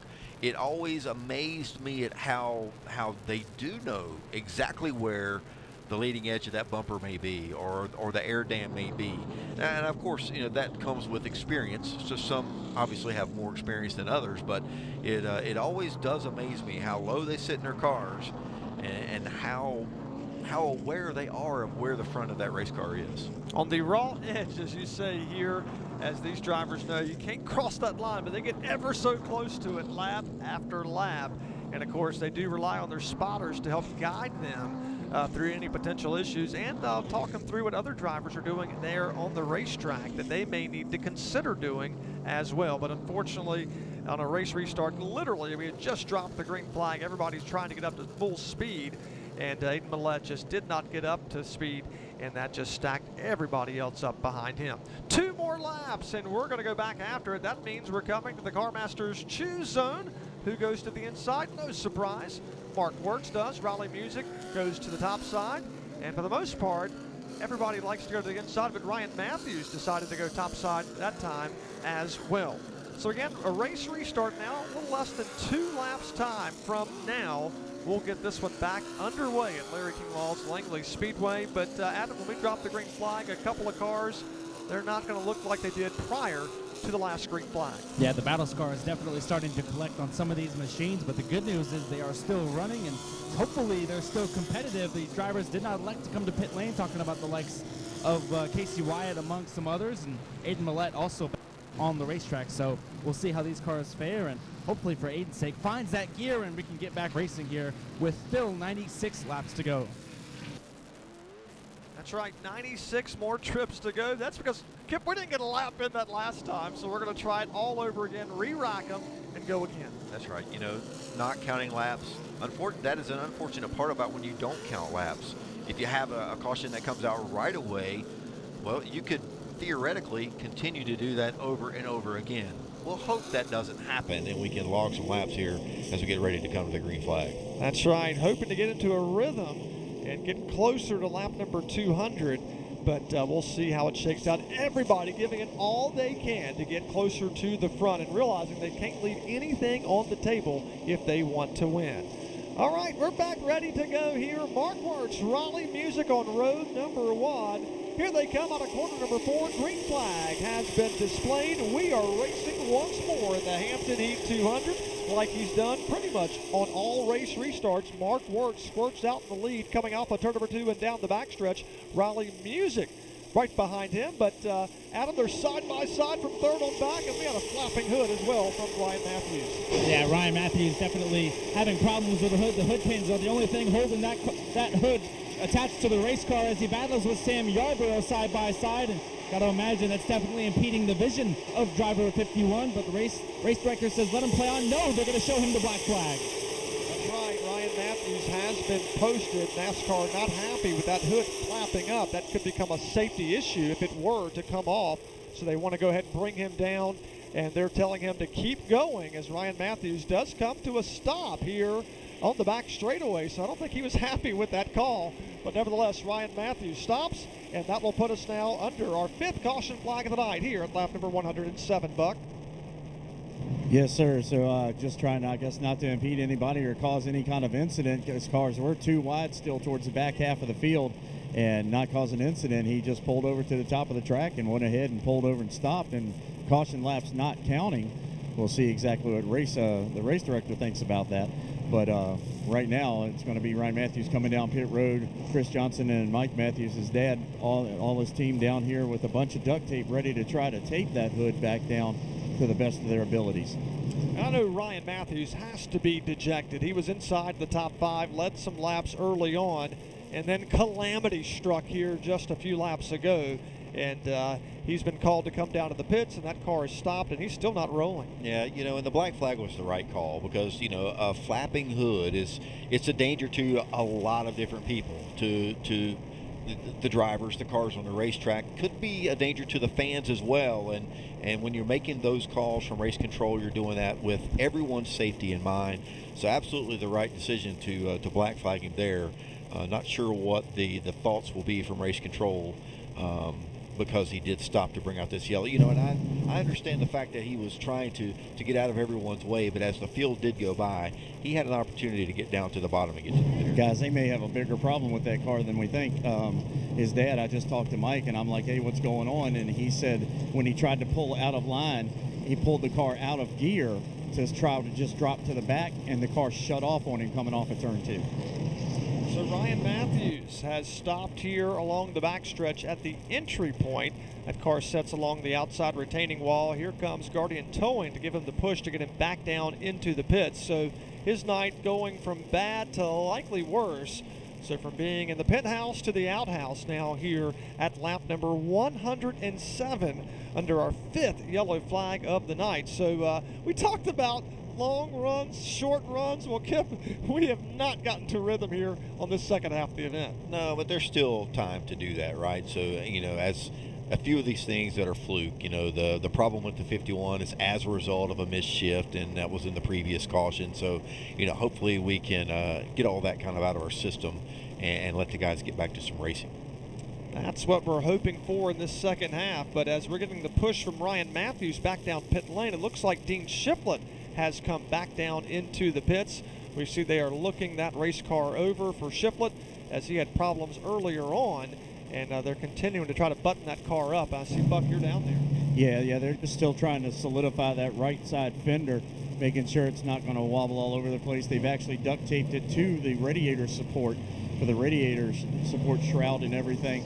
So they're trying to make sure that nose isn't going to bounce all over the place. There goes the 51. Finally got some fire to the engine. He could not get it fired, and sometimes these starters just get hot, and after you restart, all it takes is the car shutting off one good time, and it takes a while for it to actually refire, and that looks like what exactly happened to Ryan Matthews. Like I said, his dad said he pulled out of line going into turn 1 to go ahead and try to drop back, but when he pulled out of line and dropped the car out of gear, it shut off on him and would not restart, and that's why he ended up sitting on the backstretch.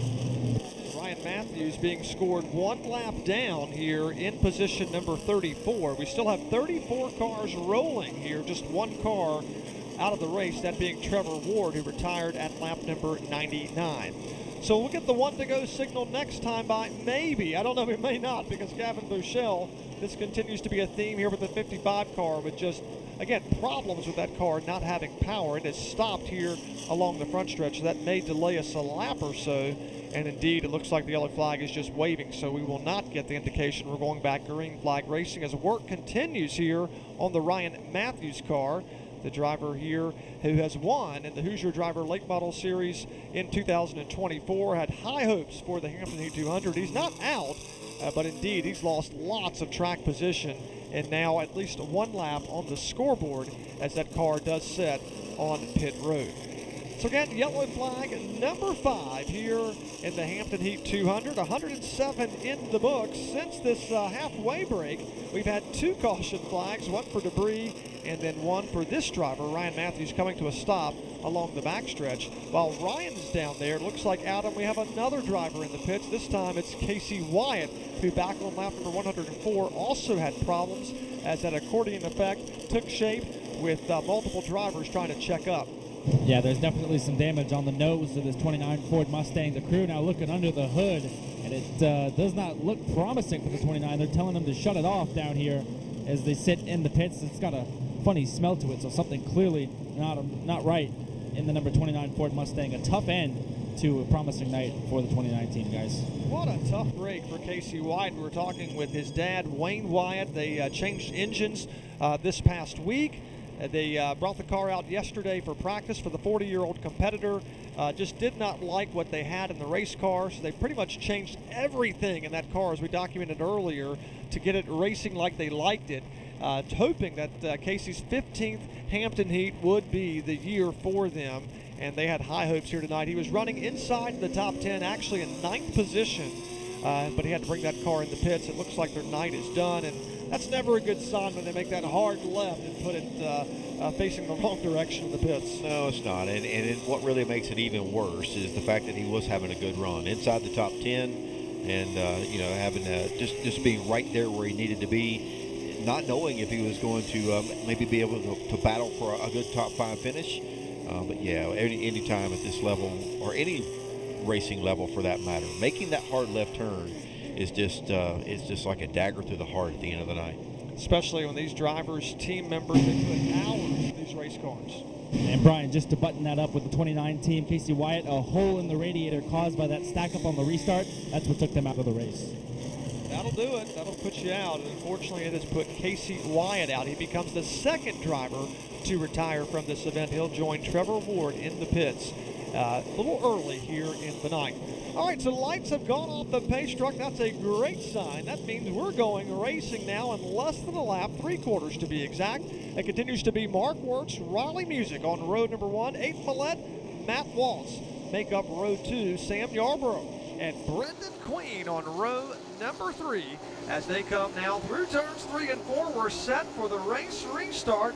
Everybody's ready to stand on the loud pedal. They'll do so, work the gearbox, and they'll take those cars back to turns 1 and 2. Yes, sir. Our field storms back down into 1 and 2.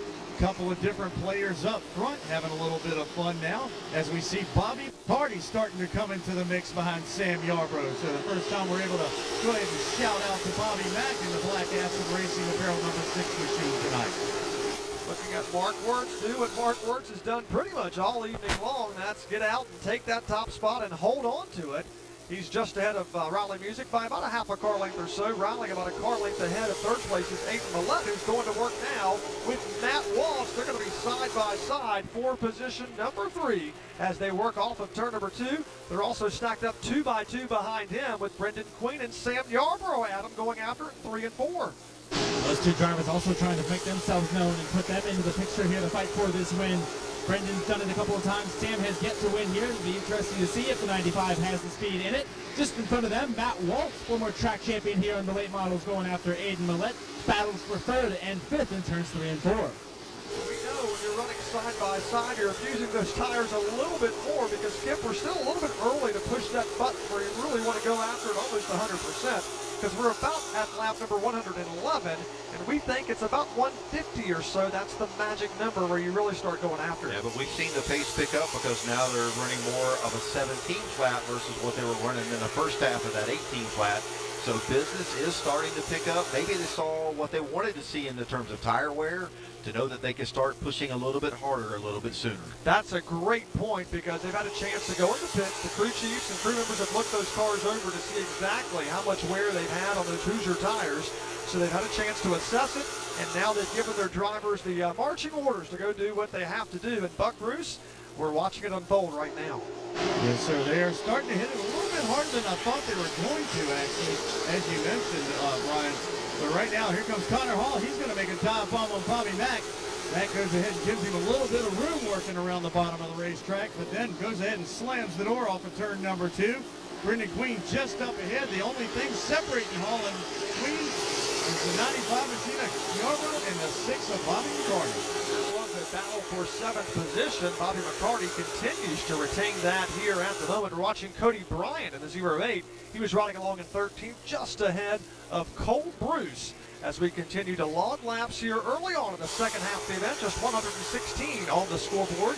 There's the 00 Chase Burrow. Started way up front for Burrow, and he continues to ride inside the top 10.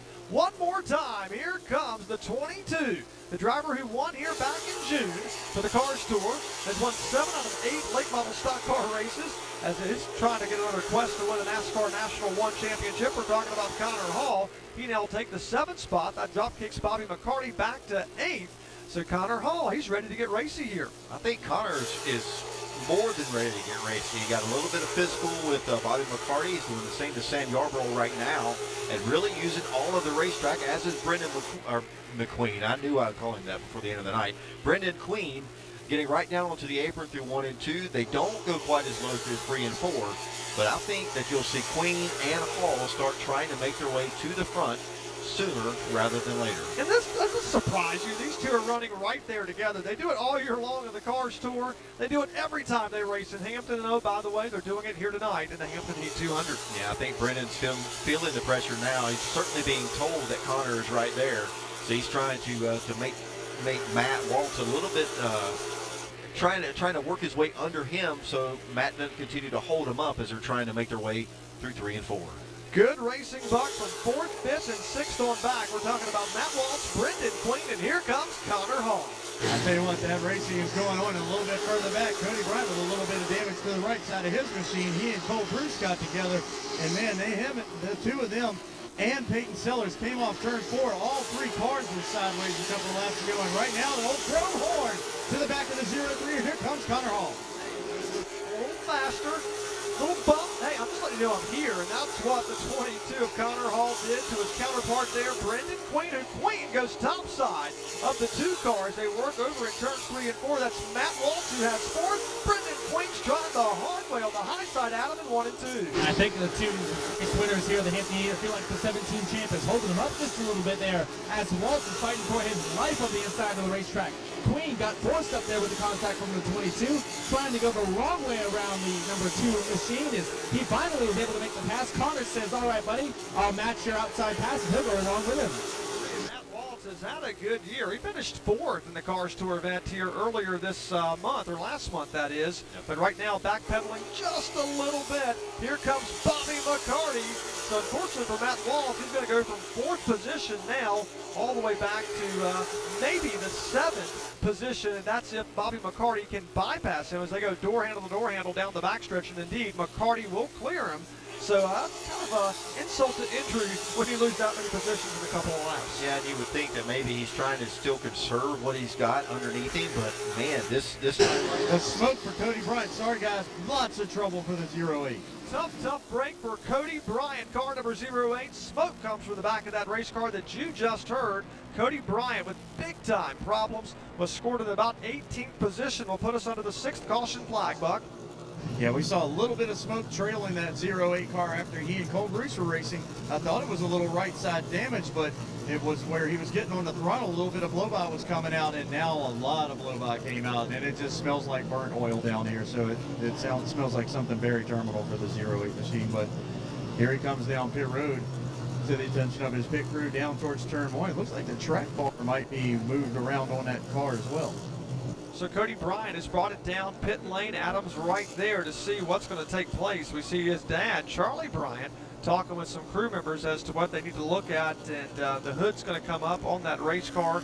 Cody Bryant, Adam, was inside the top 10 and running strong when we came back from that caution halfway break. Yeah, and to Buck's point, the rear tire does look outside of the fender just a little bit there on the left-hand side. Charlie talking to his son Cody, the engine is still running.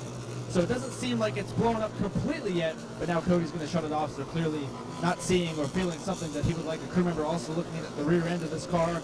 I don't imagine it's from maybe a stack up earlier on or just contact from hard racing, but Cody has lowered the window net, and their night looks to be just about over. Potentially now 3 drivers that may be retired from this event early on. Now 126 laps have been displayed on the scoreboard, and we've got multiple drivers down on pit lane. We continue to see the Gavin Boschel car, the hood up on that Mobil 1 Toyota. We did see the 01 race car bring his entry down on pit lane. He was being scored at 30th. We're talking about J.R. Walter, or G.R. Walter, if that is. He came down pit lane but has since exited. But Cody Bryant continues to set. We just heard from Adam Welbrock, our pit reporter, that the window net has come down on that car, and we do see Cody climbing from his race car. That's a good indication your night's over with. Yeah, and a lot of right side damage on this car as well. Both right side wheels are full of concrete where he's made contact with the outside wall, so you don't know if maybe the smoke could have been from the rear end if it was damaged when he made contact with the wall. Just a tough way to see a night come to an end. Indeed, for Cody Bryant. Yeah, and Brian G.R. Waltrip, you mentioned him coming down pit road, said the car was too tight, so they just changed out a packer and a spring rubber real quick on the packer area of the right front of the shock of this number 01 Jersey Mike Chevy. So nothing to lose when you got problems like that. Bring the car back down pit lane, make the adjustments, and then come back after it. One more lap. We're going to go back after it here again. 126 are displayed on the scoreboard. These late model stock car drivers, the best of the best in the biggest race, America's hottest race, the Hampton Heat 200, set to resume.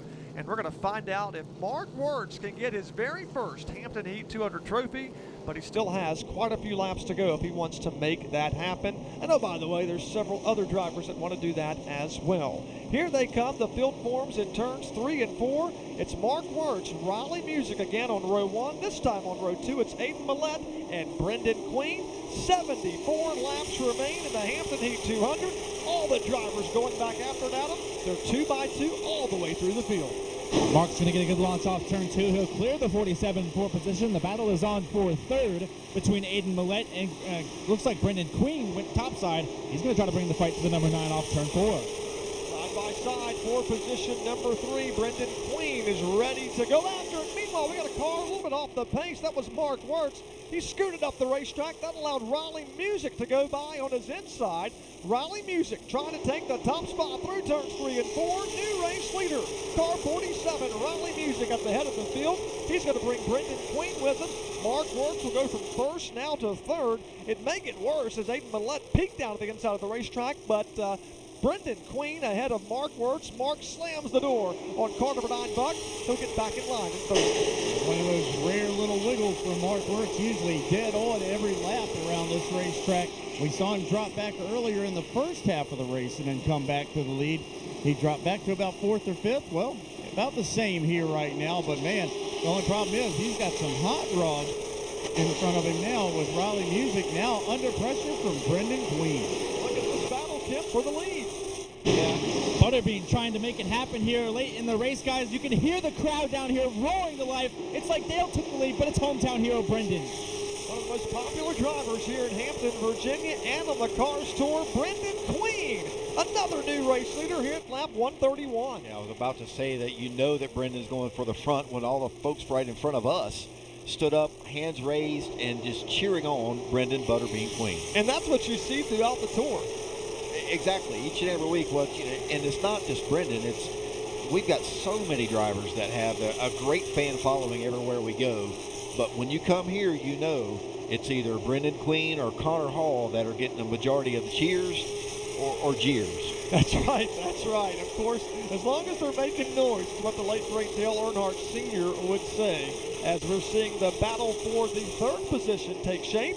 This is Connor Hall looking to the inside of Mark Wirtz, and indeed he will take that spot to move Connor Hall up to P3. That'll move the 55 of Mark Wirtz back to 4th. So Mark Wirtz is going in the wrong direction. Well, I would say that all the caution flags that we had, that little rash of cautions that we had, were not the friend of Mark Wirtz. He wanted to see it get green so he could break out and get away from them.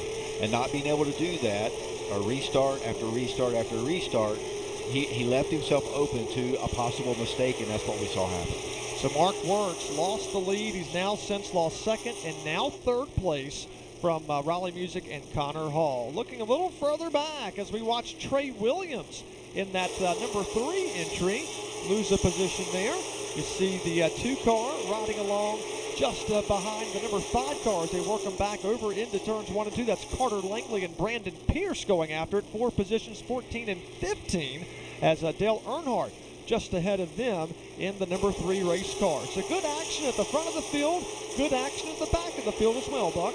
And I'll tell you what, the cat I've been watching, we talked about it, if he ever got back on the lead lap. Well, he did as of that last caution. 16th already for Caden Honeycutt. He rode at the back of the field, saving his tires the entire time during the first half of the race. He has driven past Landon Pendleton up to 16th as Brandon Pierce right in front of him. And Dale Jr., who was running 22nd for most of that first half of the race, he's driven all the way up to 13th thus far. We just watched Cole Bruce in the red and black 31 car get in the back of Trey Williams in car number 3, moved him up the racetrack in turns 1 and 2 a couple of laps ago. That allowed Cole Bruce to take the 18th spot. Logan Clark also got by Trey Williams. He rides in 19th position. There's your race leader, Brendan Queen, here at lap number 140. 60 remain. He has not gotten too far out ahead of Riley Music, who continues to ride in 2nd spot. And you don't look too far back to find Connor Hall in position number 3, but it won't be much longer from now. The 03 is going to catch the back half of this race field. How do you think Riley Music feels right now being in the Brendan Queen Connor Hall sandwich? Indeed, he is right there in the middle of it as we look back a few laps ago at the Cole Bruce contact with Trey Williams. But indeed, the sandwich in the middle between Brendan Queen and Connor Hall, that is young Riley Music, the young driver who has done so well here in 2024 and for the last several seasons, that is. But tonight, he's on the big stage for the biggest late model stock car race of his career, and he rides in position number 2 after leading a few laps here in this event. But he is getting stalked right now, Buck, because Connor Hall is letting him know he's there.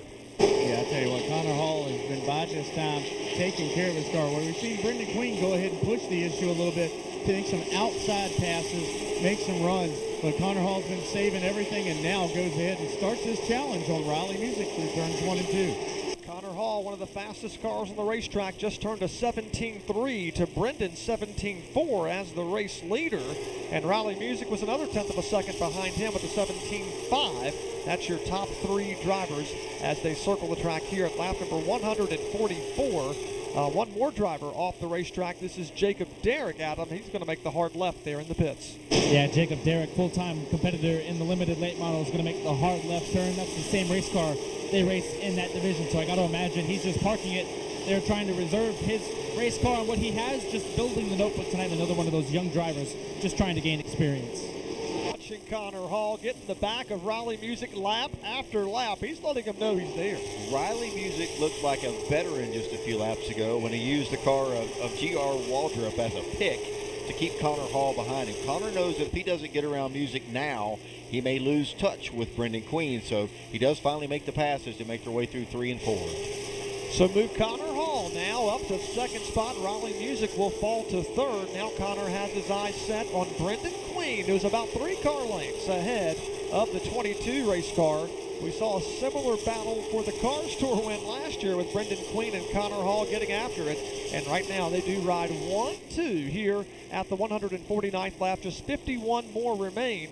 And Buck, we're getting ready to see some heavy lap traffic for the 0-3. Yeah, heavy lap traffic for the leader, and we're going to see a lot of drivers go ahead and hit that loud pedal, like you like to call it. And it's time to go forward. It's not time to give anymore. It's time to take as much as you can and head towards the finish of this race. You see them sort of separating in the top 5 positions, and then you go from around Aiden Millette on back, and it's a tight battle that puts most of these cars less than a car length apart all the way back to Caden Honeycutt. Yep, we're watching the boss man, Dale Earnhardt Jr.'s got himself up to 13th position as they work through turns 3 and 4. Yeah, and after being back in the upper 20s, to find himself in 13th right now, not a bad spot for him to be in. And we talked about the fact that he's back there, Caden Honeycutt back there trying to make up some ground after some early race woes. While they're making ground as far as the leaderboard goes, they're still a half a lap behind the leaders, because Brendan Queen and Connor Hall are separating themselves from the rest of this field. Indeed they are. If we stay green, that could be to the detriment of some of these drivers, including the Danville Toyota Chevrolet, or excuse me, Toyota that is, working through turns 3 and 4. We're talking about the 26th entry of Peyton Sellers, who rides along in 12th spot as he goes to work now on Sam Yarborough. Yarborough was inside the top 5 in the first half of this event. He's backpedaled just a little bit as we see that Toyota go by on the inside. Peyton Sellers trying to take the spot, move him up to the 11th position. He'll bring Dale Earnhardt Jr. with him as they work back down the back straightaway. There's your race leader, Brendan Queen, through turns 3 and 4. Going to put some drivers a lap down, including Thomas Scott in that number 8 car. He'll also put the 09 minus 1 lap, and that's where we're going back to about positions outside the top 20. Michael Rogers right now being scored in position number 23, minus 1 lap here on the scoreboard. But Brendan Queen is out in front, Adam, and running strong here at the moment.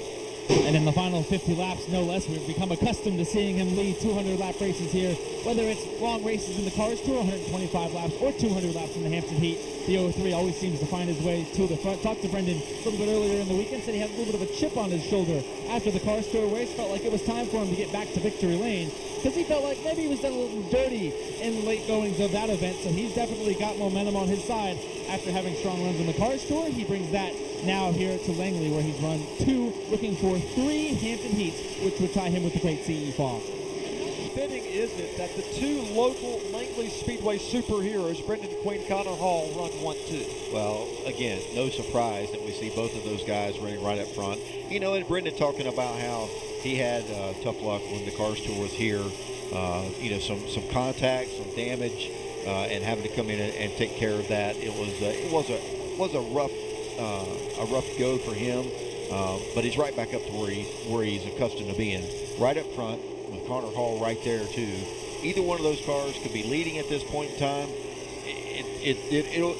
This race, you can probably say right now, is going to come down to these 2 drivers. Indeed, that's likely going to be the case here as the laps begin to wind down. Just 40 more remain here at lap number 160. Cade Brown, car number 23, he's being scored in 10th spot as they take him back over into turns 3 and 4. Behind him is Peyton Sellers, Dale Earnhardt Jr. in positions 11 and 12 as now the 23 car goes down to the inside trying to make the pass there as we see a lap car just to his left elbow as they work through turns 3 and 4. And Buck, that's the tricky part, getting around lap traffic, whether at the front of the field or the middle of the pack. And a couple of these drivers have been side by side as the leaders or the lead machines catch them. So that gets it a little more tricky because do you do 3 wide and chance it, or do you go ahead and just wait for them to settle out? Hopefully those spotters will get them out of your way. But just in case, you want to make sure you have your spotter with their spotter up there saying, hey guys, we're catching you. We talk about the comers and goers. Earnhardt Jr. back in the upper 20s now, finding himself in position number 12. On the flip side of that, you look at the number 2 car, Matt Waltz and the Sam Yarborough. They have backpedaled quite a bit. Sam was up there battling for the lead close to the end of the first half of the race and is now struggling to hang on to the lead lap as he's now found himself back in the 15th position. So Sam Yarborough not having the run he wanted here at the moment as he has free fallen through the field as we watch these cars continue to circle now with just 35 laps remaining. This is crunch time. I hear you, Tom Petty. That's right. Crunch time. Buck Roos, you know a Tom Petty song or two. Yes, sir. They were free falling, a couple of them, that's for sure. They're getting on down the road, working around this racetrack. And I'll tell you, man, I've been watching this run through the field right now of Dale Earnhardt Jr. and Caden Honeycutt following each other through. And Jr. said a top 10 would be great for him tonight. Well, he's only 1 spot away from right there. Indeed, he runs in the 11th position, and I think he's running about where he wanted to be. Of course, you want to win, but you want to finish strong as you can. Yeah, he really wants to get up there and battle, right? And he's doing that right now with a former national champ as they go to work around Cade Brown. Cade's still one of the young guns on the Cars Tour and throughout the Carolinas in his late model stock car, driving for Matt Pearson. The caution's out. We got a car stopped here on the front stretch. That is the FM 99 race car has come to a stop, and that'll put us now under our 7th caution flag of the night, Adam. And it's going to be the 99 of Craig Estep. Didn't see what happened, but Craig is now rolling back in turns 1 and 2, so whatever the issue was just looked to be temporary, and Craig will get himself reset and back under the green flag. Unless he did just a great job of parking, he came to rest where 2 skid marks were. So it'd be interesting to see if there was any resemblance of a replay to see how he ended up in that spot. Tough break for the driver in his final full-time season of competition. We're talking about Craig Estep, nearly 5-decade career. Wow. Has been here at Langley Speedway for many years. We've talked to him multiple times about all the changes that he's seen throughout his career. Yeah, he was raced back in this place was a dirt track, so that tells you how long Craig's been running around here. And what a really great story, race fans. If you've been here a long time, you'll recognize the FM 99 paint scheme as he brings it right to me on pit lane. They're gonna make the hard left turn, so that's going to be the end of the night for Craig Estep. In his swan song season, running the throwback paint schemes, this one the FM 99 car he ran back in the day, but enjoying his final full-time season of racing here at Langley. Tough break. We're beginning to see multiple drivers retire from this event, whether it's mechanical issues, whether they have gotten wadded up in an incident, but nevertheless, that's what we're seeing here in the latter stages of this event. It'll be just a handful of laps left to go here at Larry King Law's Langley Speedway. 33 remain, and it's been Butterbean, the nickname for Brendan Queen, who raced here for multiple years, 3 consecutive championships at Larry King Law's Langley Speedway from 2020 to 2022. We talked about this earlier, a championship at East Carolina Motor Speedway prior to that. Won a dirt championship in the late model series at Dixieland Speedway, so he has done extremely well in pretty much anything he drives. Multiple Cars Tour wins, and he's had a big breakout year this year. He's running at the NASCAR Craftsman Truck Series in quite a few events. Well, he really has, and he's not just running at it, but running well. I mean, he showed up at North Wilkesboro to get in the truck for Tricon and had a couple of setbacks on pit road, and I think he had a speeding penalty or whatever the case may be, and had to fight his way back up through the crowd. But Wilkesboro was a place we expected him to do well. It's kind of a track like everywhere else he races. But then he went to Nashville, and to race at 1.25 miles, a concrete high bank track that races like 1.5 miles, except the corners are extremely tight. He did just a great job, represented himself well, completed the laps, did what he needs to do, and because of that has more starts on the horizon. Big career ahead of Butterbean. He wanted to finish inside the top 20 at Nashville Superspeedway. Check mark. He did exactly what they had set out on that big track compared to the shorter half-mile racetracks or smaller. And Brendan Queen putting a name for himself out there. Of course, got connected with Dale Earnhardt Jr. some time back, and as they say, the rest is history. And it's been fun watching him these last few years, and he's been doing extremely well in the Cars Tour. Well, he really has, and you know, what we've seen in the Cars Tour this year is a case of teams and cars that have good luck and then maybe have a little bit of bad luck. So it's kind of balanced itself out. Brendan and Connor have seemed to have the good luck more than the bad luck has affected them, and which is why you see both of them up battling for the point lead as we're just past the halfway point of the Cars Tour season. Going to be fun to see who gets it done, whether it's Connor Hall, the current point standings leader for the ZMAX Cars Tour, or Brendan Queen.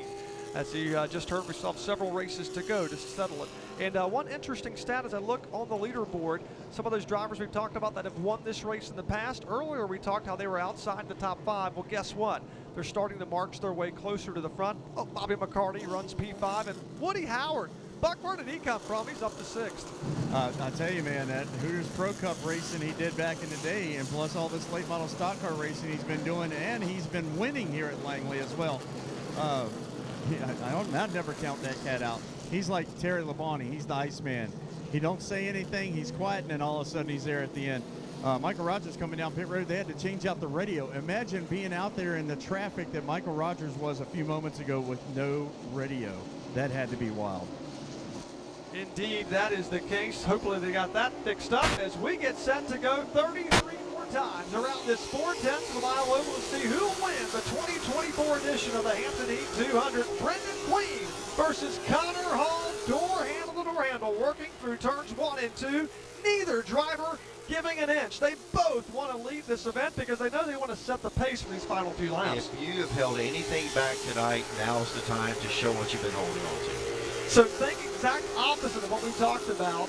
Conserve the tires. Well, all that's out the window, Adam. It's time to go racing. It's Cars Tour 125, take 2. We saw this on June the 1st. Connor Hall and Brendan Queen duking it out on the racetrack. Race fans are on their feet here in the stands. Connor takes a look to the inside in turn 1. Here comes the 22. Trouble on the front stretch. Chase Burrow looks like the right front went down and got up into the outside wall a little bit. Looks like the left side front tire is down as well. He's going to go ahead and take the Medic Corporation machine in a hard left backwards down pit road here, buddy. Yellow flag number 8 here at lap number 169 slows this field once more after car 00 Chase Burrow with issues here tonight. That driver started inside the 2nd row at the onset of this event, spent multiple laps inside the top 10. And prior to that, the 00 car was riding in 13th position. So a tough break for the King William, Virginia driver who really wanted to finish inside the top 10 here this evening and was so close to that. And you see the left front buck completely down on that race car. Yes, sparks flying, and they're taking the hood off of Cole Bruce's machine down there. The whole nose pushed over to the right-hand side, to the left-hand side of the car from the right. So it looks like they're telling him to shut the car off down here, and it looks like they're going to go right into the pit stall with the 31 machine. So Cole Bruce was riding along in 17th position prior to that. So a couple of drivers here with major issues. Take a look. He heads back out. So that was a surprise. Cole Bruce coming back on the racetrack as we look at the Flow Racing replay. And it looked like the 00 just, that's where the tire went down coming out of turn number 4. Likely look left side of your frame.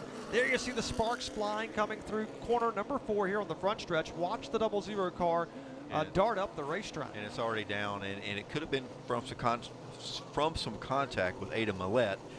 That left front tire could have gotten to the right side, the exhaust pipe possibly on the right door of that car to cut down the left front tire. What a tough break for Chase. Definitely a tough break for him, and all it takes is a little bit of contact to cut one of those tires down. I think a whole lot. Yeah, it really does, and you know, that's one of the things that we saw him have a good qualifying effort, drop back to nearly the back of the pack throughout the course of the race, and was now starting to kind of chip away and work his way back up through the field. looks like he's going to stay on the lead lap. So, you know, even with the flat tire coming in to correct that, maybe repair a little bit of damage as well. The fact that he's still on the lead lap still gives him a little bit of hope. With another caution or two, he can find himself right back up in the mix. Never can tell. We still have 31 laps to go, and I'm pretty sure we've not seen the end of that caution flag coming out. So we're going to have to wait and see how it all plays out. But once more, we saw a great battle between Brendan Queen and Connor Hall. Connor was giving it to Brendan as he was trying his best to get around that driver. Couldn't quite do it. Then the caution came out. So we'll see how this settles down. But we're also going to watch Riley Music, who continues to ride inside the top 5. So, Adam, what a good run for the 47 car. Yeah, Riley's going to be really proud of his effort tonight, regardless of the results in these final 30 laps or so. The 47 came to play. We talked to him at the halfway point. He made his first start one season ago in this race and absolutely was struggling the entire night, just trying to get a feel for the race car. Said he was just trying to build the notebook, but tonight, what a difference a year makes. Running in the top 5 most of the night, even lead laps in that number 47 machine. What a story it would be if the grandson of Phil Warren could win his first Hampton Heat tonight, his first late model win at Langley. That's right, just his second Hampton Heat start for the Norfolk, Virginia racer Riley Music. They'll restart this event inside of row number 2 with Mark Wertz to his right elbow. Wertz will restart this event in 4th. Remember, he's been the dominating race car for the first half of this event, coming into the second half as well. Here we go for the race restart. 31 times around this speedway to go. Brendan Queen, Connor Hall, the front row. We are green once more. And just like we've been all night long, 2 by 2 all the way throughout the field, including at the head of the field, because Connor Hall trying to make the launch work coming off of turn number 2. He'll continue to go racy with Brendan Queen through turns 3 and 4. Queen on the bottom of the track, and buck to his right elbow. There's Connor Hall. I'll tell you what, those two drivers, no give up whatsoever. So competitive with one another at every racetrack they go to. They end up right against one another, be it for second, third, fourth, fifth, or right now for the lead. Connor Hall lifts the back of the 0-3 car up going into 1. Good Saturday night short track racing, and Kip, Connor is really aggressive here at the moment. He wants to get around the 0-3. Like I said, if you've got anything that you've been holding back, now's the time to show it. Connor Hall now looks to the bottom as they come up off of turn 4. You swap the inside for the outside to see if Connor maybe can make this lane work better for him. Yeah, Brendan's just tough no matter if he's on the bottom or the top. Brendan Queen trying to make the high line work to his advantage as they work through 3 and 4, but Connor Hall not giving an inch. Neither are lifting as they work through corners 3 and 4. That last lap, Brendan led just by a little bit, but here comes Connor Hall once more. Sure did look like Connor might have just edged him out right there, depending on how the transponders picked up right there at the start-finish line, but they're still side by side. There's no give up in either one of these guys. Indeed, Connor Hall looked like he led that last lap as well by a fender as they work through turns 1 and 2. And Buckaroos, just like we see Saturday night after Saturday night, we're running side by side for the top spot. That's Saturday night special edge. And here, speaking of the edge, Connor Hall will lead that lap. 175 going to the 22 machine. He had a whole fender out front, so I don't know that trial transponders aren't changing up there. But the 22 did lead that lap for sure. And now Brendan Queen goes ahead and sets back in. The crowd going crazy as the 0-3 car puts a little bit of his Toyota nose up underneath the 22 machine. The local superheroes battling it out for the top spot and for the win here in Hampton, Virginia. 24 laps remain. Brendan Queen versus Connor Hall. Can they keep that up for 24 more laps? We're going to find out. It's getting good here at the conclusion. Bobby McCarty hopes so. That's right. McCarty rides along in 3rd spot. We got a car stopped over in turn number 4. That is Riley Music, who we were just talking about how strong he was running.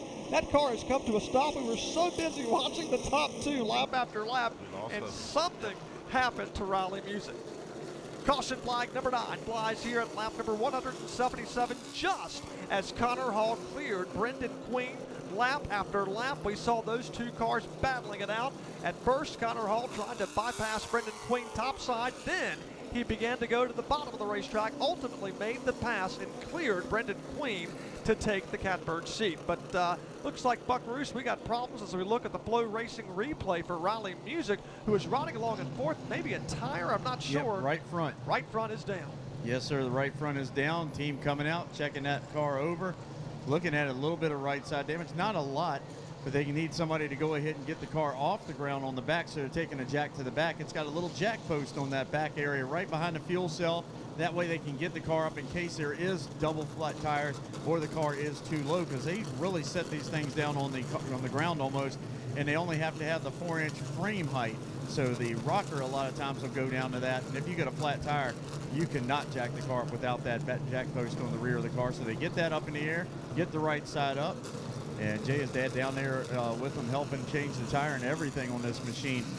Getting it all back together. Going to put a fresher right front tire, Hoosier Racing tire, on the right front of this machine and send him back out into action.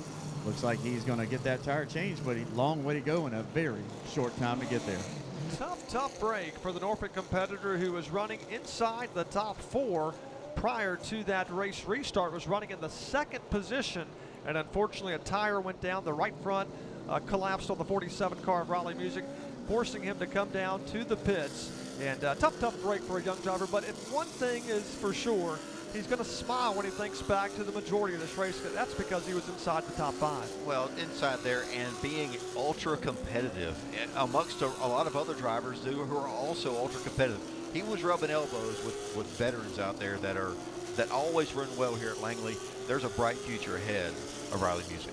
Indeed, Raleigh Music in 4th spot did cut a tire, and that'll set him way back in the field now with just 23 laps remaining in this classic race, the Hampton Heat 200.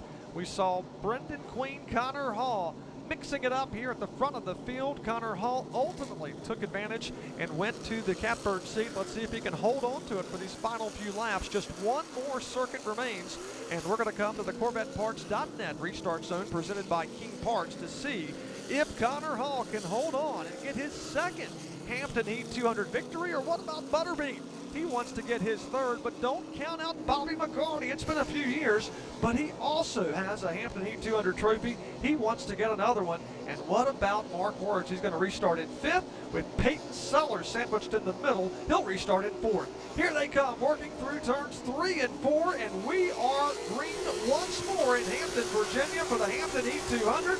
Brendan Queen versus Connor Hall. Adam, they're racing back to 1 and 2. And it's Connor Hall with the nose out in front. The 22 machine is going to have a call, like almost squeeze Brendan there into the outside wall. Brendan's going to reload, go back to the inside. They make contact in 3 and 4. Big time contact with Butterbean and Connor Hall. They are giving it everything they can lap after lap. I tell these guys on a weekly basis, they impress me so much with how they're able to nudge and able to go after one another and not wreck one another, and that's on full display right here.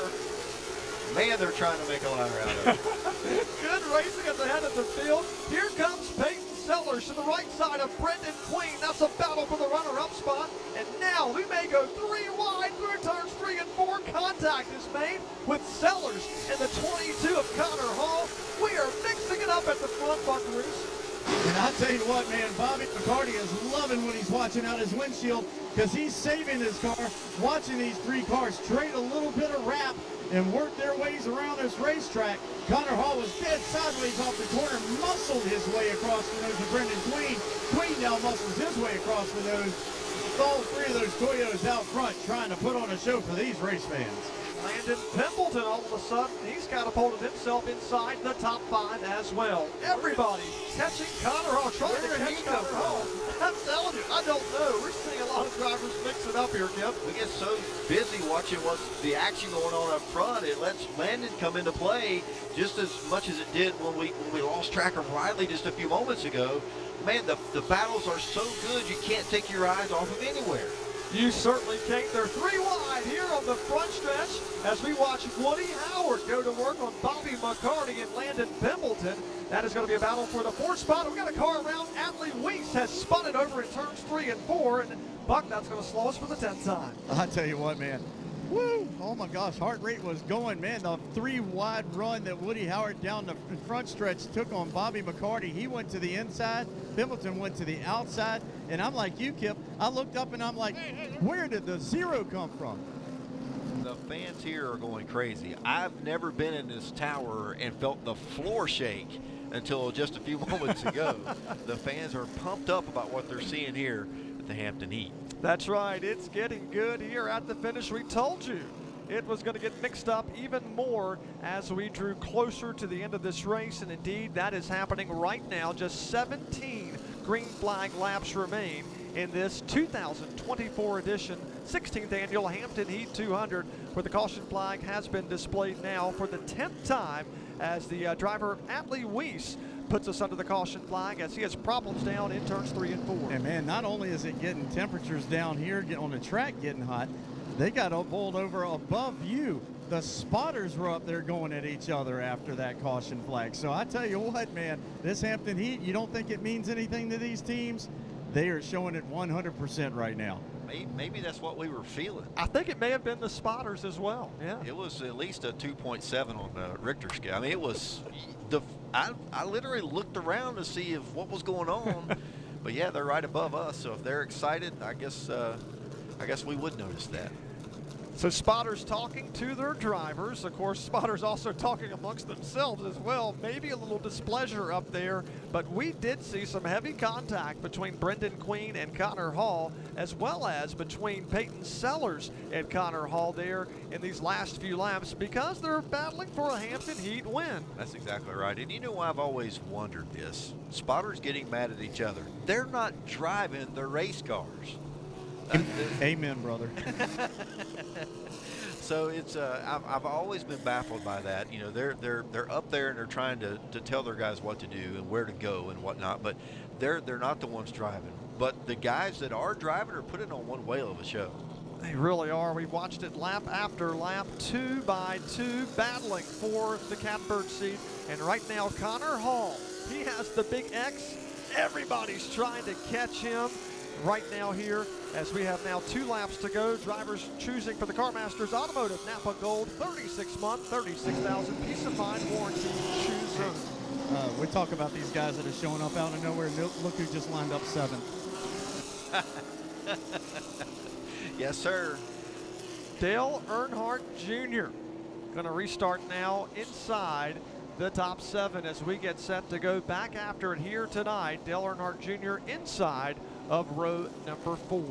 One more lap. We're going racing here this evening again. 17 more trips to go around this 410 mile oval. It's car number 22, Connor Hall, Brendan Queen, your top 2.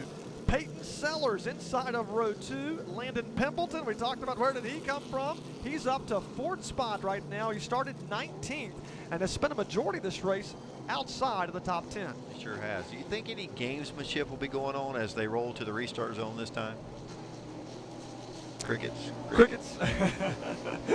I'm sorry I missed that. I was listening to something else in my ear here as we get set to go back after it. 17 laps remain, and we are green once more at Larry King Law's Langley Speedway for the Hampton Heat 200 win. Connor Hall versus Brendan Queen. Peyton Sellers behind him. Landon Pimpleton in 4th. And Adam, they're racing as hard as they can for the lead. How about Peyton Sellers, the multi-time South Boston champion? It's been 11 years since he won his first and only Hampton Heat. He knows it's been that long. He wants to get back to victory lane, and he is just hoping the 22 and 03 get together. We're watching those 2 cars battle it out through turns 3 and 4. On the inside is Connor Hall. He won the Cars Tour race last month. Brendan Queen ready to go back to Dale Lemon's victory lane. Wants to do it in front of his home crowd as well. Both of these drivers consider this their home turf. They want to defeat everybody else, and right now they're trying to defeat one another.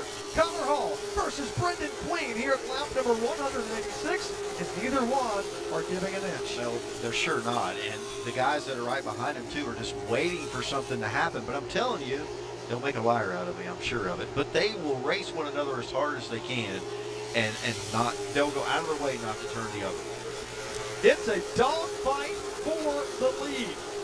Brendan Queen, lap after lap, high side of the racetrack. Connor Hall to the bottom of the racetrack. Looking on is Peyton Sellers. All 3 of these drivers have won the Hampton Heat 200. And Buck, right now, they're running 1, 2, 3. Oh man, they make contact and Sellers is on the pounce. He looks to the inside of both. They rub each other off in turn 2 and down the backstretch. Sellers, your new leader. Peyton Sellers to the front after Brendan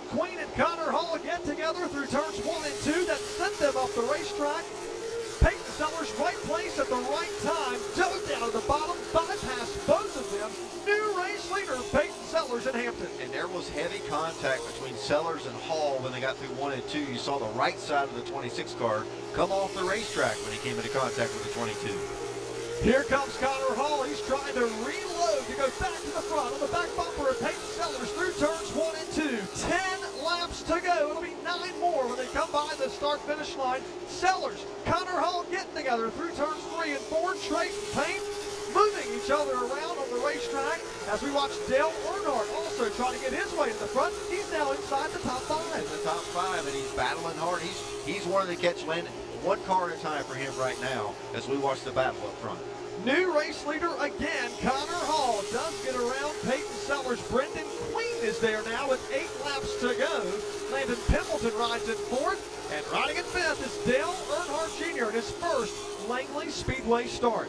Looking back over in turns 3 and 4, Adam, we're watching Brendan Queen all over the back bumper of Peyton Sellers. I got to imagine Brendan Queen seeing a little bit of red right now with the contact with the 22. Brendan told me earlier this week he's done a little dirty in the Cars Tour race. He wants to get this win, so that's going to add some motivation to the fire here for the 03 as caution is out. Trouble with Aiden Millette over in turns 3 and 4. His car went around, and that slows us here now, Buck, for the 11th time. Buddy, I tell you what, it's Katie bar the door time. 7 laps to go, and we get a caution to re-rack. Oh, man, I tell you what, like Adam said earlier, man, Kip, your series showed us exactly what this kind of restart could show here at Langley Speedway, and I think we're getting ready to have a little bit of a flashback watching some of these cats that are up front. I think it has to do with these cars, these drivers at this track. For whatever the reason, it's a perfect recipe to get you that kind of result.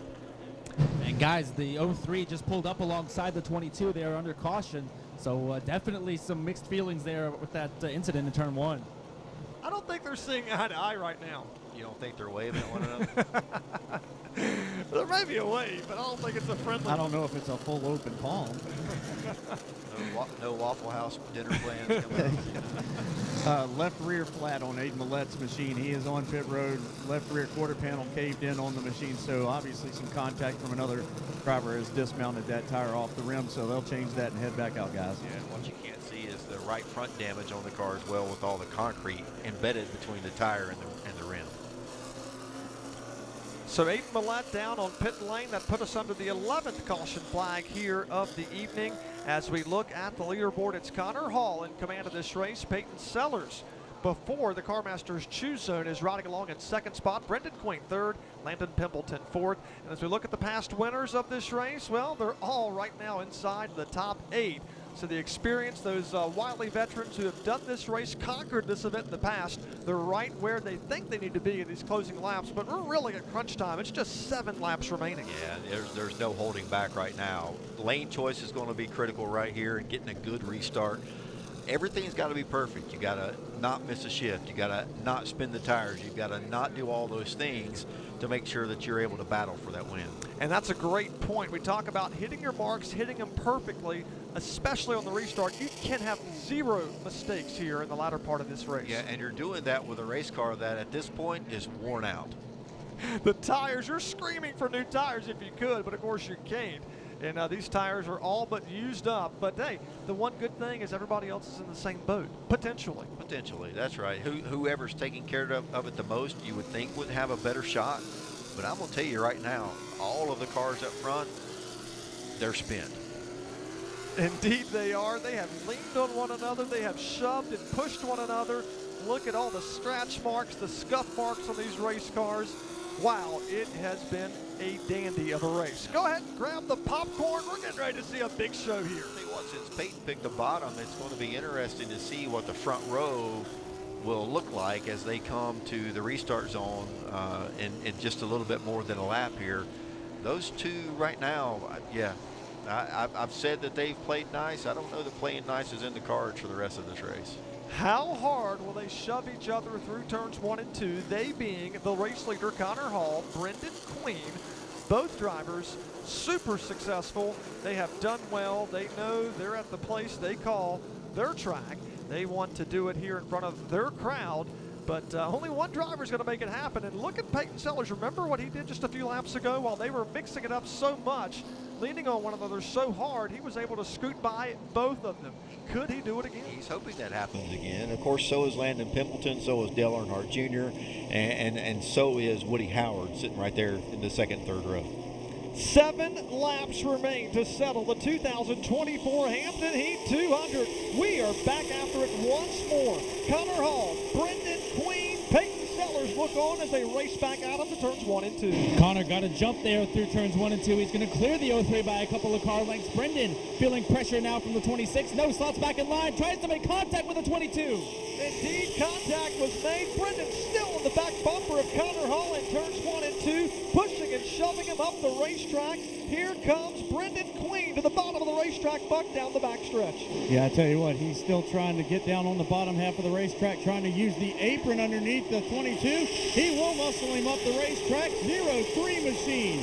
Now to the top of the heap again. Brendan Queen back up front. Here comes Connor Hall as they race off of turn 2. Queen slowed him down just a little bit at the exit of turn number 2.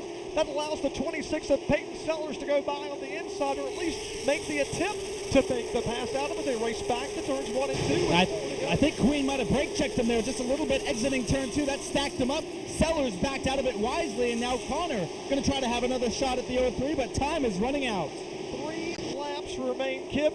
Check your heart rate. This one's getting good. I'm too busy watching this thing. You guys go ahead and keep talking. What a race we're watching for the Hampton Heat 200. Brendan Queen is out in front by about a car length here as we come back to turns 3 and 4. 2 laps remain. Buck, Brendan Queen's right where he wants to be.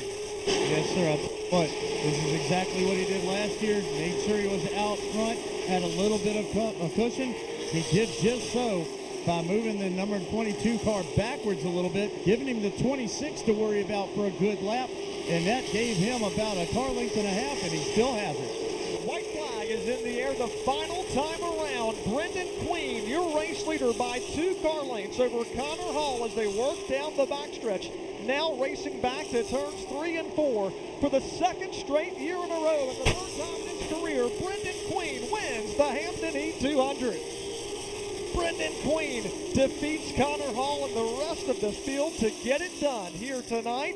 And I tell you, what a race we just witnessed. What a race. And the thing of it is now I've got to carry those 2 to our next race. And so it's going to be interesting to see how that transpires into next week's event. But, man, what a race we saw tonight. Brendan and Connor and Peyton and all the guys that were battling for the win throughout the course of the entire evening just put on one whale of a show right here at Langley Speedway. Brendan Queen gets it done here tonight. He won't lead the most laps tonight, but he led the most important lap. That was the 200th circuit.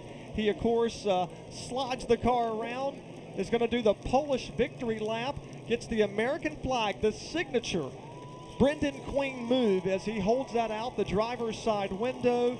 The most popular driver here in Hampton, Virginia, one of the most popular, gets it done. He is victorious. Brendan Queen, he'll tie C.E. Falk for 3 Hampton Heat victories. Those 2 drivers, the only drivers with more than 1 win. They now have 3 apiece as Brendan Queen has done it 2 years in a row, winning the 2023 edition. He'll also get the 2024 edition. And what a moment this has to feel for that young man. Yeah, it really is. You know, just he keeps adding on to the resume that he's continuing to build. And just, you know, this is we talked about it earlier. Starting that tradition of the previous winner lighting that trophy now guarantees him to come back and light it once again. So that's part of the tradition he wanted to make sure he put his name on. And so congratulations to Brendan, to all of that bunch, to Lee Pulliam and that group down there. They work so hard. All of these guys really do to put great race cars on the racetrack and provide great racing for the fans. On that final race restart, Brendan Queen restarted, or would have restarted in 3rd spot, took advantage of the CarMaster's choose zone, restarted top side of the racetrack, and with just 7 laps to go, went from 2nd place to ultimately the lead after he and Connor Hall were really racing as hard as they possibly could. Brendan Queen is going to be doing some celebrating here tonight. The fans cheering him on as it's now 1:45 Sunday morning, and we have concluded the Hampton Heat 200. It's a big one. Good thing Waffle House stays open late. They're a 24/7 establishment, exactly I do believe, and I can guarantee you Brendan Queen's going there. I'll tell you what, man, they're getting the camera over here right now, and they're just about getting ready to get him out by Peyton Sellers. What an awesome run, buddy. Yes, sir. Man, I can take that. Langley Speedway's been kind of brutal to us the last few years here, but hate seeing these boys never quit. We threw everything we had at it yesterday and again today and again before qualifying, and we knew we had a solid car. We just didn't know how it was going to race. So at the end of the day, we're just pleased with that. This Clarence's Steakhouse car just had a lot of drive in it all night long, and just driver had to be patient, be smooth. But congrats to these guys. They were racing like idiots, but they had a good show for the fans. So that's what it's all about, you know. So I just got to thank everybody right here. Brian Tanner helped us a little bit here today. Billy Banks Racing Engines built us a special engine for this race, and it paid off, no doubt about it. So got to thank Reynolds Chassis. Everybody involved in our program right now is putting in a lot of time and effort. We won 2 last week at South Boston, and to come here and run 3rd in the biggest race of the year here is very special. There you go. That's Peyton Sellers. Awesome run, buddy. All right, Adam Welbrock, you got somebody over there with you, buddy, I do believe, over in Dale Lemon's Victory Lane area. I got quite a few people down here in Dale Lemon's Victory Lane. They're ready to celebrate a 3-time Hampton Heat winner. Brendan Queen, the 3-time champ, is now a 3-time Hampton Heat winner. Back-to-back for this driver of the 03. He's getting the helmet taken off and going to get the earplugs out, the safety belts off, and collect his thoughts after a hard-fought victory, man. Talk about elbows out. This driver had no quit in him, had a fast race car, and made it happen. Congratulations down here. Here comes Mr. Lee Pulliam there to congratulate him. Lee was jumping up and down on the pit box when Brendan took the checkered flag. This means so much to that car owner, and he and Brendan have been through so much together, of course, on the Cars Tour side of things, and they continue to do it week in and week out. They're going to share a moment together and soak this in. Be fun to see Lee take over this race car at Martinsville coming up in just a couple short months. Just about set down here in Dale Lemon's Victory Lane, and Brendan's going to get a cold drink of water because he has earned that. They get Dale Lemon's Victory Lane set up for the Hampton Heat. Brendan's going to get to light the trophy on fire one more time. And he's going to help himself out in the Triple Crown standings as well. Had a top 10 at South Boston, picks up a win here. He's going to go to Martinsville with a shot at it. Didn't quite win it last year, but they got it. They got a good shot at it this year. We'll have to wait and see how Martinsville plays out. Should be a lot of fun. The 3rd leg of the Virginia Triple Crown. And Adam, look at the side of that race car, how used up it is. He gave everything he could lap after lap, and the race car shows. And I can confirm it's on both sides of the race car. You know, Darrell Waltrip used to say, if you're using up the left side of the race car, you're in the way. But if you're using up the right side, then they're in the way. But I got to tell you, man, they were elbows out those last 25 laps. Couldn't have scripted it any better. Scuff marks everywhere. Got little dings on the front end of this car, too. He's used the old chrome horn a couple of times here tonight, and Peyton Sellers is going to come over here and give him a handshake and a high five. These two have raced a time or two at multiple different racetracks. Lee Pulliam also going to congratulate Peyton on a great race. He and Connor and Brendan put on a show for you, race fans. I wouldn't have it any other way. A thumbs up from across the 03 team to driver 26. Just getting the victory lane set up here. We've got to get the flames and everything set up before we light everything on fire, Brian, and we're going to celebrate with our winner here in just a moment. That's right. Brendan Queen gets it done for the 3rd time in his career. And let's hear the thoughts of the driver who came home in 2nd spot, Connor Hall. Yeah, P2 definitely not where he wanted to be. I mean, a dominant season most of the way around here, but a little bit of bumper cars got going on out there. Pretty hardcore, buddy. Yeah, it's a great run. Nelson brought another amazing, great race car. I thought I drove a pretty good race, and it's hard to turn when you can't. So I don't know what's going to be going on going forward, but I'm sure there'll be some good racing to watch. There you go. That's the thoughts of the man who finished 2nd tonight, Connor Hall. Great wheel under Mr. Nelson's 22 machine. And I'll try to hop the wall here and maybe go back here and see if I can chat with another guy. Brendan Queen, a 3-time Hampton Heat winner here in Dale Lemon's Victory Lane, race fans.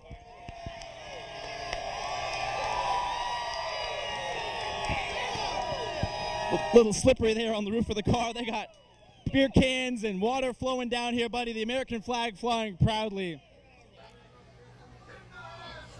A three-time winner. He's going to give Lee a hug, and John Staten's down here as well, owner of Best Repair Company, proud partners of Brendan. Three-time Hampton Heat winner, buddy. What does it mean? Oh, man. Who would ever thought? We just tied C.E. Falk. I sent him a message this week and said I was honored to be able to try to tie him. Great race for the fans, right? We know what happened at the car store race. I won't gonna let it happen again. And when he ran me in the third groove, that was on after that. I gave him the bumpers how he gives them to me and didn't spin him, but allowed him to run me up and cost us second there. Won't gonna lose this race this week. So Lee Pulliam and all those boys worked too damn hard. They pulled an all-nighter to get this car ready to be here Friday. First off, I gotta thank Bean Nation up there. Yeah. Oh man, I miss racing in front of y'all, but obviously y'all know I'm trying to make it to the next level. So anytime I can come race in front of y'all, I love y'all, appreciate the support. I thank Folsom Fence Supply for being on the quarters this week. Menzies Graphics, LeadCars.com, BRC, and the whole Staten family. Oh man, I thank Ernest Shocks, Hedgecott Race Cars, David West Motors. Oh man, this whole team is my family, and I enjoy every race I get with them. Got to thank the man above. City of Hampton, this is such a badass race, and I got to thank Toyota, everybody at TRD and Tricon that's helped me for those opportunities as well. Oh man, like I said, we're gonna enjoy this. You know, we're gonna go to the Waffle House and we're gonna have a damn good time. Buddy. Hey, Martinsville's coming up. You fell just short last year of the Triple Crown. What would it mean to win that this year? Well, my boy Lee Pulliam will be driving the 03 there, and he's going to go get him a clock while I'm in Kansas. So I won't be running for the Triple Crown. I got nothing to lose. I've laid it all on the line tonight for you race fans. He sure did that, buddy. Congratulations. Enjoy it. Brendan Queen, the three-time winner. Thank you, buddy. So Brendan Queen does some celebrating. TheBestRepair.net race car is in Dale Evans victory lane. That Toyota, the driver from Chesapeake, getting the big $10,000 check. Holding up three fingers, representing his third Hampton Heat 200 victory. You heard him talk about tying C.E. Falk for the most wins in this race. And again, they're the only two drivers that have more than one Hampton Heat trophy. So Brendan Queen, that's where you want to be. All the 35 drivers that started this race had hopes and aspirations of being there. But unfortunately for 34 drivers, they're not there. And Brendan Queen, fortunately for him, he and his team celebrating tonight here in Hampton, Virginia, in a very, very big and important race. And you heard him talk about all the work that it took to get that car ready. They spent hours getting that car ready, and they indeed have. And let's go trackside and hear from Dale. Yeah, I've got a cool duo down here surrounding me on both sides. Race fans, Brendan Queen's got one more thing. I want to thank Nicole. She makes a lot of this happen on the social media side and supporting me, and I can't not thank her in the biggest race of the year. So she's awesome. There you go. And this guy here, a top 5 finish. He said a top 10 would be good. A top 5 Dale Earnhardt Jr. How about that, buddy? Yeah, I'm real proud of it. A lot of fun watching them guys do get out up there. We just didn't have enough car to get up there. Congrats to Butterbean, Lee, and his team. They represent late model stock racing really good. And thanks to all the fans that showed up, man. You guys are awesome. Had an awesome crowd tonight. Great support from the community. Langley's special. I had a blast. I'll be coming back. There you go. That's the word from the man, straight from him. He will be coming back to Langley Speedway. Dale Earnhardt Jr. and your 3-time Hampton Heat winner, Brendan Queen. So Butterbean, 3-time winner of this race, a 3-time champion here in Hampton. And how about it, Dale Earnhardt Jr.? We were talking about he was in the 20s, worked his way slowly and methodically like a veteran race car driver does to ultimately come home P5. Every time I've seen him in his late model stock car, that's what he does. He sits back there and he figures the car out. I mean, he admits that he doesn't qualify that well. So from the onset of the race, he sit there and will methodically figure out the car. He takes care of the car. He loves tire management racetracks. This is one of those that has been on his radar, and to see him come in here, and I know he will have a blast talking about the time that he had here at Langley for weeks to come. It's going to be fun to listen to. All 5 of our previous winners of this race finished inside the top 11 with most of them coming inside the top 6. So Brendan Queen is your winner tonight in Hampton, Virginia, in a thriller of a showdown with 7 laps to go. Connor Hall comes home in second spot, not real happy, but nobody's happy to finish up in second spot. Peyton Sellers brings it home in third. Landon Pimbleton, we talked about where did he come from. I really don't know where he came from. He and Dale kind of followed each other back up through the field, I believe, is what ended up happening. You know, Woody wasn't up there all night as well and found himself up in the top 6. Indeed, he did. Dale Earnhardt Jr. 5th. We just heard about Woody Howard 6th. And what about Caden Honeycutt? Had his problems early in the race, went a few laps down, came in, corrected the problems, you know, kept his nose clean, and found himself with a good top 10 finish after what was going to be just a disastrous start, a blown engine at the end of practice, heading into qualifying, and then the problem they had early on in the race. So a good, solid finish for Caden Honeycutt. Indeed, the Texas racer spent most of the night multiple laps down, running at about 35th position, but took advantage of the free pass and, like you said, ran a clean race and ultimately brings it home with the top 10, 7th spot for Caden Honeycutt. Chase Burrow, he started inside the top 5. He'll bring it home at P8. When we thought we were going to count him out, Mark Wirtz, the dominator of the first half of the event, he brings it home at 9th, and Matt Waltz rounds out the top 10. But again, a case of tire management that we talked about, and those drivers who weren't up front now finish the race right up front. Yeah, just a great battle, and tonight indeed was just that. It was a battle to see who was going to persevere, to be at the front when it mattered the most, and to who maybe had a little bit of luck on their side as well when they did maybe bang wheels with one another, then didn't get a flat one. We saw so many flat tires tonight because of cars making contact with one another. So just a fierce battle, and it doesn't surprise me that it was Brendan and Connor being right up there at the front, duking it out. And they finished 1-2 here tonight. Past winner Bobby McCarty finishes just outside of the top 10. He'll get credited with P11. Kate Brown was 12th here tonight. Riley Music was 13th. Brandon Pierce 14th, and Justin Carroll finishes up in 15th. Carter Langley finishes up 16th. Logan Clark was 17th tonight. Trey Williams finished 18th, with Cole Bruce 19th, and Terry Harrell, the only driver to start every Hampton Heat now, finishes up in the 20th position. And on the lead lap. There you go. Aiden Millette, Carter Bedine, was at the front of the field most of the night. That tire went down late in the race. He'll come home 21st, the last car on the lead lap. Dean Shiflett was 22nd. And let's head trackside once more for the trophy presentation. Race fans, it's that moment. We're going to start the tradition. It started earlier with the last winner lighting the torch and lighting the Hampton Heat trophy. And guess what? The same guy gets to light it again. Also, shout out to Brickyard for being on the car tonight, but we're getting ready to light this bad boy. What a badass trophy. There you go, Brendan Queen. Once again, your 3-time Hampton Heat champion! One of the coolest trophy presentations that we see in all of NASCAR racing.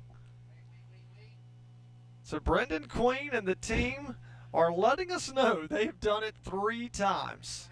Yeah, that trophy, like I said, it's iconic. It's one of those that it ranks right up there with the special trophies that drivers go, you know, they'll say what they want to about paydays and this, that, and the other.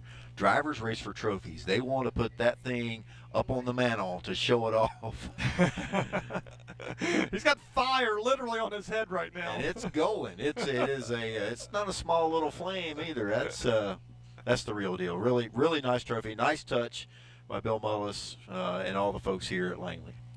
Congratulations, Brendan Queen. He's elated, so happy to be able to do that here tonight. Hats off to Von Crittenden and the team for coming up with this really cool idea for the Hampton Heat, America's hottest race, the trophy that was unveiled a couple of years ago. And the tradition continues as the Lee Pulliam team celebrating in Dale Lemon's victory lane at Larry King Law's Langley Speedway, the second leg of the Virginia Triple Crown. We started it out at South Boston Speedway last month, carry it over to tonight which has now wrapped up with Brendan Queen in winner's circle, and it'll continue at Martinsville Speedway for the Valley Star Credit Union 300 in September. So again, the team celebrating down there. We read you the top 22 finishers for tonight. Thomas Scott brings it home at 23rd. Michael Rogers was 24th this evening, and Atlee Weiss, the driver who made his first late model race, hey, I think he did pretty good. He came to the checkers like his dad wanted him to do. Not a bad showing. Absolutely. 25th for car number 78. Danny Harrell, also in his first Hampton Heat, brings it home in 26th spot. G.R. Waldrop comes home 27th. Gavin Boschel comes home 28th after he had lots of issues throughout the evening trying to keep that car rolling. And Sam Yarborough 29th with Craig Estep. He had to retire there at lap number 166. And so unofficially we had about 27 cars finish this event with multiple drivers being out of it, including Craig Estep again in 30th, Jacob Derrick 31st, Cody Bryant was scored 32nd tonight, Ryan Matthews 33rd, Casey Wyatt 34th, and Trevor Ward retired in the first half of this event. He calls it home in 35th place tonight. So again, the Hampton Heat 200, well now, it's in the record books for 2024, and any big surprises that we witnessed throughout this race? I don't think so, because I know you guys made your picks before the race started. I'm so glad I wasn't a part of that, right? But I knew Brendan and Connor would be duking it out. Peyton is a perennial powerhouse when it comes to late model stock car racing, no matter where he shows up. Probably a surprise for me, because I've not been able to spend a lot of time with him, is Landon Pimbleton coming up with a top 5 finish, especially after the first portions of the race, him really not being up in the mix. But that's just what you do in the long distance races, is you make sure that you're around at the finish. And congrats to Landon. He ran with us in the Cars Tour back at Dominion earlier this year. Hope to see him as the season progresses on. Before the whole rain out that we had with North Wilkesboro, he and Peyton both are going to be a part of that. So, there are just so many great racers that run, whether it's with us in the Cars Tour or here at Langley Speedway and so many of the other short tracks around, especially in this region, right? They produce some of the best racers, some of the best racing that you'll see. And, man, I just think we are all, as race fans, we're in a pretty good spot being able to watch all this. Indeed we are, and we witnessed a spectacle here tonight, right down to the checkered flag, in which Brendan Queen was able to drive his number 03 Toyota across the finish line, P1, as he does a selfie video right now, probably for the socials. And I think this party is probably kept just getting started. They're going to have a long night ahead of them. Yeah, like I said, the local Waffle House needs to brace up, because there will be some scattered, smothered, and covered coming. Man, when it gets to be after 2 o'clock, your tongue doesn't seem to work all that great when you're trying to say words. Well, we've only been after it since about 8 or 9 o'clock this morning, right. So it's been a very, very long day, but fortunately, we were able to get it in. If we looked at the forecast alone, we would have thought we wouldn't be racing until Monday, but indeed, we've been able to get it in here. We started on Saturday night. We finish up just before 2 a.m. on Sunday morning. But the Hampton Heat 200 is officially in the record books, and the local superhero here for Langley Speedway, Butterbean, as he's known, is in winner's circle at Larry King Law's Langley Speedway. What a race that we saw here this evening. Don't forget, fans, we still have 3 more races to go here this morning, including the old school video game Super Streets that are getting in position right now. So, Buck Roos, wow, that was a fun one here tonight. I tell you what, it had everything you wanted. It had all the strategy that we talked about. You having to save tires in the first half of the race, trying to survive the first half of the race.